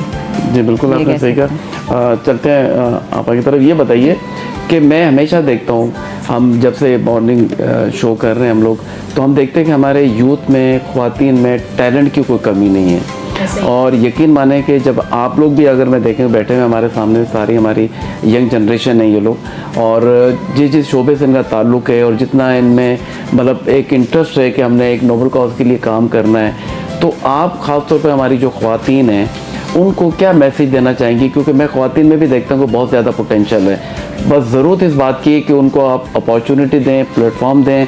हमारा मॉर्निंग स्पॉट तो मौजूद है हमारी ख़वातीन के लिए भी, हमारे यंगस्टर्स के लिए भी, हमारे वो जो डिसेबल्ड कम्युनिटी उनके लिए भी हम हमेशा मौका देते हैं। और हमेशा ऐसे हमारे गेस्ट होते हैं जो चैनल पर फर्स्ट टाइम आ रहे होते हैं। बहुत सारे चैनल जो है ना ये मौका लोगों को और यूथ को नहीं देते हैं। वो कहते हैं जी एक्सपर्ट आएँ, सीनियर्स आएँ, और उनको तो फिर हमारी यूथ कहाँ जाएगी। तो ये एक प्लेटफॉर्म हम यूथ को देते हैं कि वो आएँ और उनका कॉन्फिडेंस लेवल उनको हम हाई करें और उनको उनके स्किल्स को यहाँ तक लेके जाएं कि वो खुद तो अपनी ज़िंदगी बदलें लेकिन साथ साथ दूसरों की ज़िंदगी बदलें। तो आप ख़वातीन को कहाँ देखती हैं, क्या उनके इश्यूज़ हैं, प्रॉब्लम्स हैं, और क्या उनके लिए हमें करना चाहिए? देखें, सबसे पहले तो मुझे माँओं से बहुत शिकवा है कि माएँ जो है ना बेटों को तो बहुत अप्रिशिएट करती हैं, उनका हौसला बनती हैं, हिम्मत बढ़ाती हैं, तुम सब कर सकते हो, और बेटियों को कैसे परवरिश करती हैं, तुम गिर जाओगी, तुम्हें चोट लग जाएगी, तुम घर बैठ जाओ। मतलब ये शुरू से ये तो लोग क्या कहेंगे, लोग क्या कहेंगे, तुम ये क्या कर रही हो। तो माँओं को मैं कहूँगी देखें, हुदूद में रहकर हमें सबको पता है कि हमारी हद क्या है, उसमें रहते हुए औरत सब कुछ कर सकती है। वो बाइक भी चला सकती है, वो गाड़ी भी चला सकती है, तो इसमें क्या मसला है। मतलब मैं तो ये हैरान होती हूँ कि जब हम लोग बाइक पे बैठते हैं तो ये भी मैंने देखा है कि कमेंट्स आ रहे होते हैं कि लेग क्रॉस करके ना बैठें औरत। तो वही मतलब पुराने ज़माने में घोड़ों पे और ख़वातीन ने सफ़र किया है, जी बिल्कुल, घोड़ों पे, ऊँटों पे सफ़र किया है। तो मतलब ख़वातीन के लिए पाबंदियाँ इतनी ज़्यादा लगा दी जाती हैं कि वो इस तरह बैठें, इस तरह नहीं बैठें। तो भाई जिस तरह से तो मैं सबसे पहले तो जो तालीम शुरू होती है वो माँ से ही शुरू होती है, घर से शुरू होती है, घर से शुरू होती है। तो मैं माँओं को ख़ास तौर पे बोलूँगी कि भाई अपनी बेटियों को इनकरेज करें, उनका हौसला बढ़ाएं, हिम्मत बढ़ाएं। हमारे पास जो है जब बच्ची आती हैं तो इतना ज़्यादा डरी हुई, सहमी हुई आती हैं, तो मैं फिर उनकी हौसला बनती हूँ, हिम्मत बनती हूँ, उनको जहन साजी करती हूँ, उनको मोटिवेट करती हूँ कि भाई आप कर सकती हैं, आप सब कुछ। एक पीछे से एक औरत के ये कहने वाला हो ना कोई भी कि तुम कर सकती हो, तो वो कर जाती है। एक हिम्मत, हौसला बनना। हमारे यहाँ क्या होता है, जब भाई बाइक सिखा रहे होते हैं, गाड़ी सिखा रहे होते हैं, शौहर हजरात ख़वातीन को इतना डांटते हैं, इतना, ये मेरा पर्सनल एक्सपीरियंस है, इतना डांटते हैं कि वो वहीं हिम्मत छोड़ देती है कि मुझे करना ही नहीं है, जाओ मैं करती ही नहीं। तो भाई उनका हौसला बने, हिम्मत बने। ठीक है, वो फितरतन थोड़ी सी नाजुक होती हैं, ये अल्लाह ताला की तरफ से है, लेकिन जाहिर है उनके अंदर भी हिम्मत है, हौसला है, वो सब कुछ कर सकती हैं। सिर्फ एक पीछे से एक पुश करने वाला होना चाहिए, चाहे वो बाप की शक्ल में हो, भाई हो, शौहर हो, बेटा हो, कोई पीछे से कोई माँ हो। अगर बच्ची को वो कहेगी कि नहीं तुम कर सकती हो, तो वो कर लेती है। तो जब मेरे इंस्टीट्यूट में आती हैं ख़वातीन बच्चियाँ, वो भी बहुत डरी हुई होती हैं, तो मैं भी उन्हें यही कहती हूँ कि नहीं, आप सब कुछ कर सकती हैं। और मैं ख़ास तौर पे किसी और की मिसाल नहीं, अपनी मिसाल देती हूँ। मैं कहती हूँ देखो मैं कर रही हूँ ना, मैं चला रही हूँ, तो तुम लोग क्यों नहीं चला सकती हो बाइक? कोई ऐसी मुश्किल सवारी थोड़ी है। फिर जब उनको मोटिवेट किया जाता है, हौसला हिम्मत बंधाई जाती है, बढ़ाया जाता है, तो वो कर जाती हैं। तो मैं यही चाहती हूँ कि भाई ख़वातीन में बहुत पोटेंशियल है, ख़वातीन सब कुछ कर सकती हैं। बस उनको एक बोलने वाला पीछे से चाहिए कि भाई तुम्हारे अंदर हौसला बहुत है, तुम सब कुछ कर सकती हो, तुम खड़ी हो जाओ। और ख़ास तौर पे मैं बेवा और तलाक़ याफ्ता ख़वातीन पे काम करना चाहती हूँ, क्योंकि यहाँ पे माशरे में उनको बहुत ज़्यादा निगलेक्ट किया जाता है। मैं खुद 10 साल से, आपको पता है, बेवा हूँ, तो माशरा बस उनको पीछे धकेल देता है कि बस जाओ अपने बच्चे पालो, अब बस तुम्हारी ज़िंदगी ख़त्म हो गई, तुम अब माशरे से अलहदा हो जाओ।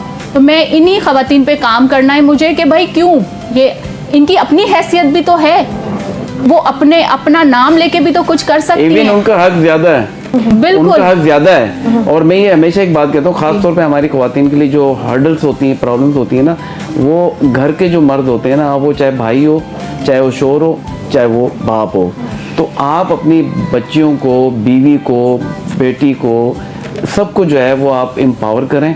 और उनको जब आप थोड़ा सा भी, आपने जैसे कहा कि सपोर्ट करेंगे ना और उनको इनकरेज करेंगे, तो वो बहुत कुछ करके दिखाती हैं आपको। और आपके सामने देखें, मतलब हमारे तूबा बैठी हुई हैं, यमुना बैठी हुई हैं, और ऐसी बहुत सारी हमारे यहाँ गेस्ट आई हैं, यंगस्टर्स आई हैं जो बहुत कुछ कर रही हैं।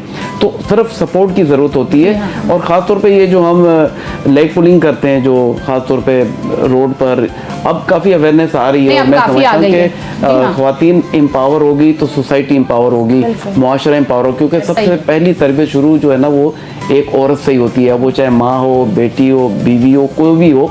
तो उसको हमें सपोर्ट करने की ज़रूरत है। और हमेशा हम मॉर्निंग स्पोर्ट में ख़वातीन को बहुत ज़्यादा एम्पावरमेंट की बात करते हैं और हमेशा सपोर्ट की भी बात करते हैं और उनको आगे ले जाने की बात करते हैं, क्योंकि जब ख़वातीन आगे बढ़ेंगी तो फिर आप देखिए शाना बशाना जब दोनों काम कर रही होंगी तो फिर देखें कि आप कहाँ से कहाँ चले जाते हैं। तो ये बिल्कुल आपने सही बात की, मैं इसको आपको इंडोर्स करूँगा कि ख़वातीन को आगे आना चाहिए, और ख़ास तौर पे जो बेवाएँ हैं और इस तरीके से यतीम है, तलाक याफ्ता ख़वातीन है, यतीम बच्चियाँ हैं, हैं, उनको जो है इस तरह से कोई गवर्नमेंट की सतह पर या कोई एनजीओ ऐसा प्लेटफॉर्म फराहम करे। मैं तो खुद कहती हूँ कि मैं बेवा हूँ लेकिन मुझे कोई सपोर्ट नहीं है। मैंने खुद ही खर्च पे ज़ाहिर है मैं लोअर मिडिल क्लास हूँ, मैंने 4 बाइक्स अपने खर्च पे लेके कर्जा लेके ख़रीदी है। मैं खड़ी हो गई हूँ ग्राउंड में, मैं सिखा रही हूँ। मैंने कितनों से कहा, कितनी एनजीओ से कहा कि हमारा साथ दें, गवर्नमेंट सतह पे अगर मुझे सपोर्ट किया जाए।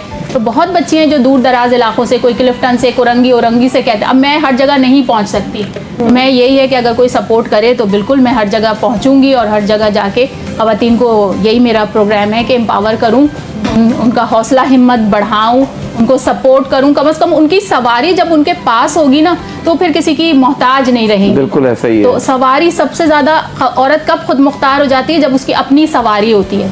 तो वो ये एम्पावरमेंट का सबसे पहला कदम होता है। फिर जॉब और फिर तालीम, वो जाएगी कैसे? अगर जॉब पे जाएगी तो यही पहला कदम है उसकी सवारी। और मुझे यही एक औरत के पास पहुंचा, कराची की तमाम, स्पेशली मैं कराची में हूँ तो मैं कराची की तमाम ख़वातीन को मुझे बाइकर बनाना है, बस मेरा ये अज़्म है। नहीं, हमारी सपोर्ट आपके साथ है। और इस मॉर्निंग स्पोर्ट चैनल के थ्रू भी मैं चाहूँगा लोगों को, ख़ास तौर पे जो हमारी एनजीओज़ हैं वो भी आगे आएँ। और जैसे कि अभी एक ब्रांच है इनकी, तो और ब्रांचेस बने, मतलब कराची से बाहर भी हों, तो हैदराबाद, मीरपुर खास, सक्कर, बड़े बड़े शहरों में अगर ये आपकी ब्रांचेस हो जाएँ तो हम ख़वातीन को और एम्पावर कर सकते हैं, उनको पैरों पे खड़ा कर सकते हैं। तो यकीनन हमारे इस मॉर्निंग स्पोर्ट के तवसत से हमें लोग देख रहे होंगे, आएँ और इनका साथ दें और ख़वातीन को एम्पावर करें। ख़वातीन को एम्पावर करने का मतलब है कि आप पाकिस्तान को एम्पावर कर रहे हैं। तो लास्ट में मैं आपको चाहूँगा कि हमारे नाज़रीन को कोई मैसेज देना चाहिए, क्योंकि 2 घंटे का टाइम है, ये बिल्कुल ख़त्म हो चुका है और लग नहीं रहा है कि टाइम जो है बिल्कुल एंड पे हो चुका है। चाहते थे और बातचीत करना आपसे, लेकिन क्योंकि महदूद टाइम है, तो क्या मैसेज देना चाहेंगे हमारे नाज़रीन को? जी, मैं वालिदैन को ही कहना चाहूँगी कि भाई खुदारा अपनी बच्चियों को एम्पावर करें, उन्हें डराएं नहीं, धमकाएं नहीं, उन्हें छुपाएं नहीं, घरों के अंदर बंद नहीं करें। देखिए हमें इसी माशरे में जीना है, हम कहीं जा भी नहीं सकते, यहीं रहना है हमको। ऐसे ही हालात में हमें सर्वाइव करना है, जो भी हालात हैं। अल्लाह का शुक्र अदा करें, हालात इंशाल्लाह बेहतर होंगे, अल्लाह से दुआ करें और बच्चियों का हौसला बने, हिम्मत बढ़ाएं उनको। मैं तो कहती हूँ उनको चीता बनाएं, मैं तो साफ अल्फाज में कहती हूँ। हाँ, बच्चियों को भाई निकालें घरों से और उनको ये नहीं कि डीमोटिवेट करके घर में बिठा लें। बच्चियाँ सब कर सकती हैं, निकालें उन्हें, उनके सबसे पहले उनकी सवारी उनके हाथ में दें, उसके बाद उनको तालीम भी हासिल करने दें, उन्हें जॉब्स पे भी भेजें, सब करने दें उनको। और अल्लाह का शुक्र है ऐसी कोई बात नहीं है। सिर्फ ये नेगेटिविटी बहुत ज़्यादा है कि इस तरह हो जाएगा, ऐसा हो जाएगा, कुछ नहीं हो रहा। 7 साल से तो मैं बाइक चला रही हूँ अल्हम्दुलिल्लाह, और हज़ारों बच्चियों को मैं सिखा चुकी हूँ, वो भी अपना कॉलेज, यूनिवर्सिटी और अपनी जॉब पर जा रही हैं। तो अल्लाह का शुक्र है, बहुत सेफ़र प्लेस है कराची, ऐसी कोई बात नहीं है। तो सिखाएं भाई, आगे बढ़ने दें, लड़कियों को मौका दें। जी बिल्कुल, बहुत शुक्रिया, बड़ा अच्छा मैसेज आपने दिया। अजीत तुबा, क्या मैसेज देना चाहेंगे हमारे नाज़रीन को? मेरा जो बेसिक मैसेज है वो तमाम पेरेंट्स के लिए है कि इस दौर में जो सबसे खूबसूरत चीज़ है वो ह्यूमन कनेक्शन है, और अपनी ज़हनी सेहत का ख़्याल भी उसी तरह रखें जैसे जिस्मानी सेहत का रखते हैं। जितना हम इम्पोर्टेंस अपने बाकी अज़ा को देते हैं, पूरे जिस्म को देते हैं, आई थिंक जहन भी आपका उतना ही अहमियत का हामिल है। एंड आपकी बॉडी उस वक्त ही अच्छे से परफॉर्म कर सकेगी, आप तमाम डेली रूटीन को अच्छे से मैनेज कर सकेंगे जब आपकी जहनी सेहत बेहतर होगी। एंड बच्चों के हवाले से बिल्कुल कि जब आपकी जहनी सेहत बेहतर नहीं होती तो आपकी तमाम फ्रस्ट्रेशन बच्चों पे निकलती है। बच्चों पे आप समझ लें आपके सामने अगर एक बच्चा मौजूद है तो वो आपके लिए बहुत सॉफ्ट टारगेट बन जाता है। तो ये बहुत ज़रूरी है। तमाम एडल्ट से मेरी यही रिक्वेस्ट होगी कि अपनी जहनी सेहत को उतनी ही अहमियत दें जितनी जिस्मानी सेहत। जी, आपने बड़ा अच्छा मैसेज दिया। जी डॉक्टर उसामा, क्या मैसेज देना चाहेंगे? बिल्कुल शॉर्ट मैसेज चाहिए। अच्छा, लास्ट में मैं सिर्फ एक पोएम याद आ रही है, मैट्रिक में मैंने शायद पढ़ी थी, the voice of God. So I start to hear the voice of God and climb the topmost steeple, but God declared go down again I dwell among the people. सो मैं last में यही कहना चाहूँगा, सर्व humanity तो देखें, God helps those who helps Mankind. Exactly, तो बिल्कुल। इंसानियत की खिदमत करे, अल्लाह ताला आपसे राज़ी होगा। और जो लोग चल नहीं सकते, अपनी एक्टिविटीज़ नॉर्मल रूटीन में नहीं कर सकते, उनकी मदद करें और उनको अपने पैरों पे खड़ा करें और उनको इंडिपेंडेंट करें। तो यही मेरे जी लिए बहुत अच्छा मैसेज दिया जी। डॉक्टर यमुना रहमान क्या मैसेज देना चाहेंगे, शॉर्ट मैसेज? शॉर्ट मैसेज ये है कि मैं फीमेल्स को कहूँगी कि अपनी डाइट का ख्याल रखें, और दूसरा अगर इस तरह के कोई प्रोग्राम्स होते हैं अवेयरनेस के, हेल्थ अवेयरनेस के, तो उनको ज़रूर उसमें पार्टिसिपेट करें और देखें जाके, क्योंकि अवेयरनेस से ही उनको आगे अपनी डाइट मेंटेन कर सकती हैं। जी बिल्कुल, आपने बड़ा अच्छा मैसेज दिया। अगर आज के शो को मैं सम अप करूँ तो हमें यही सीखने को मिलता है कि सबसे पहले हमने अपनी सेहत का ख्याल रखना है। जब आपकी सेहत बेहतर होगी तो आप दूसरों की सेहत का जो है वो अच्छा ख्याल रख सकते हैं। एक बीमार बादशाह से लाख वो फ़कीर अच्छा खुशहाल है जो कि सेहतमंद है। तो अपनी सेहत का ख्याल रखें और अपना भी ख्याल रखें, दूसरों का ख्याल रखें, हंसते रहिए, मुस्कुराते रहिए, मस्बत सोच से आगे बढ़िए। मुझे दीजिएगा इजाज़त। मैं हूँ आपका होस्ट शाह मोहम्मद। आप देख रहे थे मॉर्निंग स्पॉट। रही ज़िंदगी तो कल फिर दोबारा आपके सामने नए मेहमानों के साथ, नए अंदाज के साथ, नए टॉपिक के साथ हाजिर होंगे। मैं आखिर में अपने मेहमानों का शुक्रिया अदा करना चाहूँगा। सबका बहुत शुक्रिया कि आपने अपना कीमती वक्त हमें दिया। देन काशिफ की तरफ चलते हैं। जी काशिफ, कौन सा मिली नगमा सुना रहे हैं? मैडम जो काम कर रही हैं वुमेंस के लिए, क्या बात तो है। मैंने थोड़ा सा कुछ लिखा है। अच्छा, और काशिफ की हमेशा तख्लीक करते हैं उसी वक्त और फिर वो जो है गुनगुनाते composition भी हैं। अभी जी हमें खुद कुछ करना है, आगे बढ़ते जाना है, मेहनत की रोशनी से हर ख्वाब सजाना है। हमें खुद कुछ करना है, आगे बढ़ते जाना है, अपने कल को अपने हाथों मिलकर आज बनाना है। हमें खुद कुछ करना है, हमें आगे बढ़ना है। नौजवान है, ताकत है, हम मुस्तकबिल की पहचान है। नौजवान है, हम मुस्तकबिल की पहचान है। इल्म और हुनर की दौलत लेकर अपने मुल्क की शान है। हो अपने ख्वाबों की खातिर नया लाना है, मेहनत अज़मत से दुनिया को दिखाना है। हमें कुछ करना है, आगे बढ़ते जाना है, मेहनत की रोशनी हर ख्वाब सजाना है। हमें खुद कुछ करना है, आगे बढ़ते जाना है, अपने कल को अपने हाथों मिलकर आज बनाना है। हमें खुद कुछ करना है। Thank you.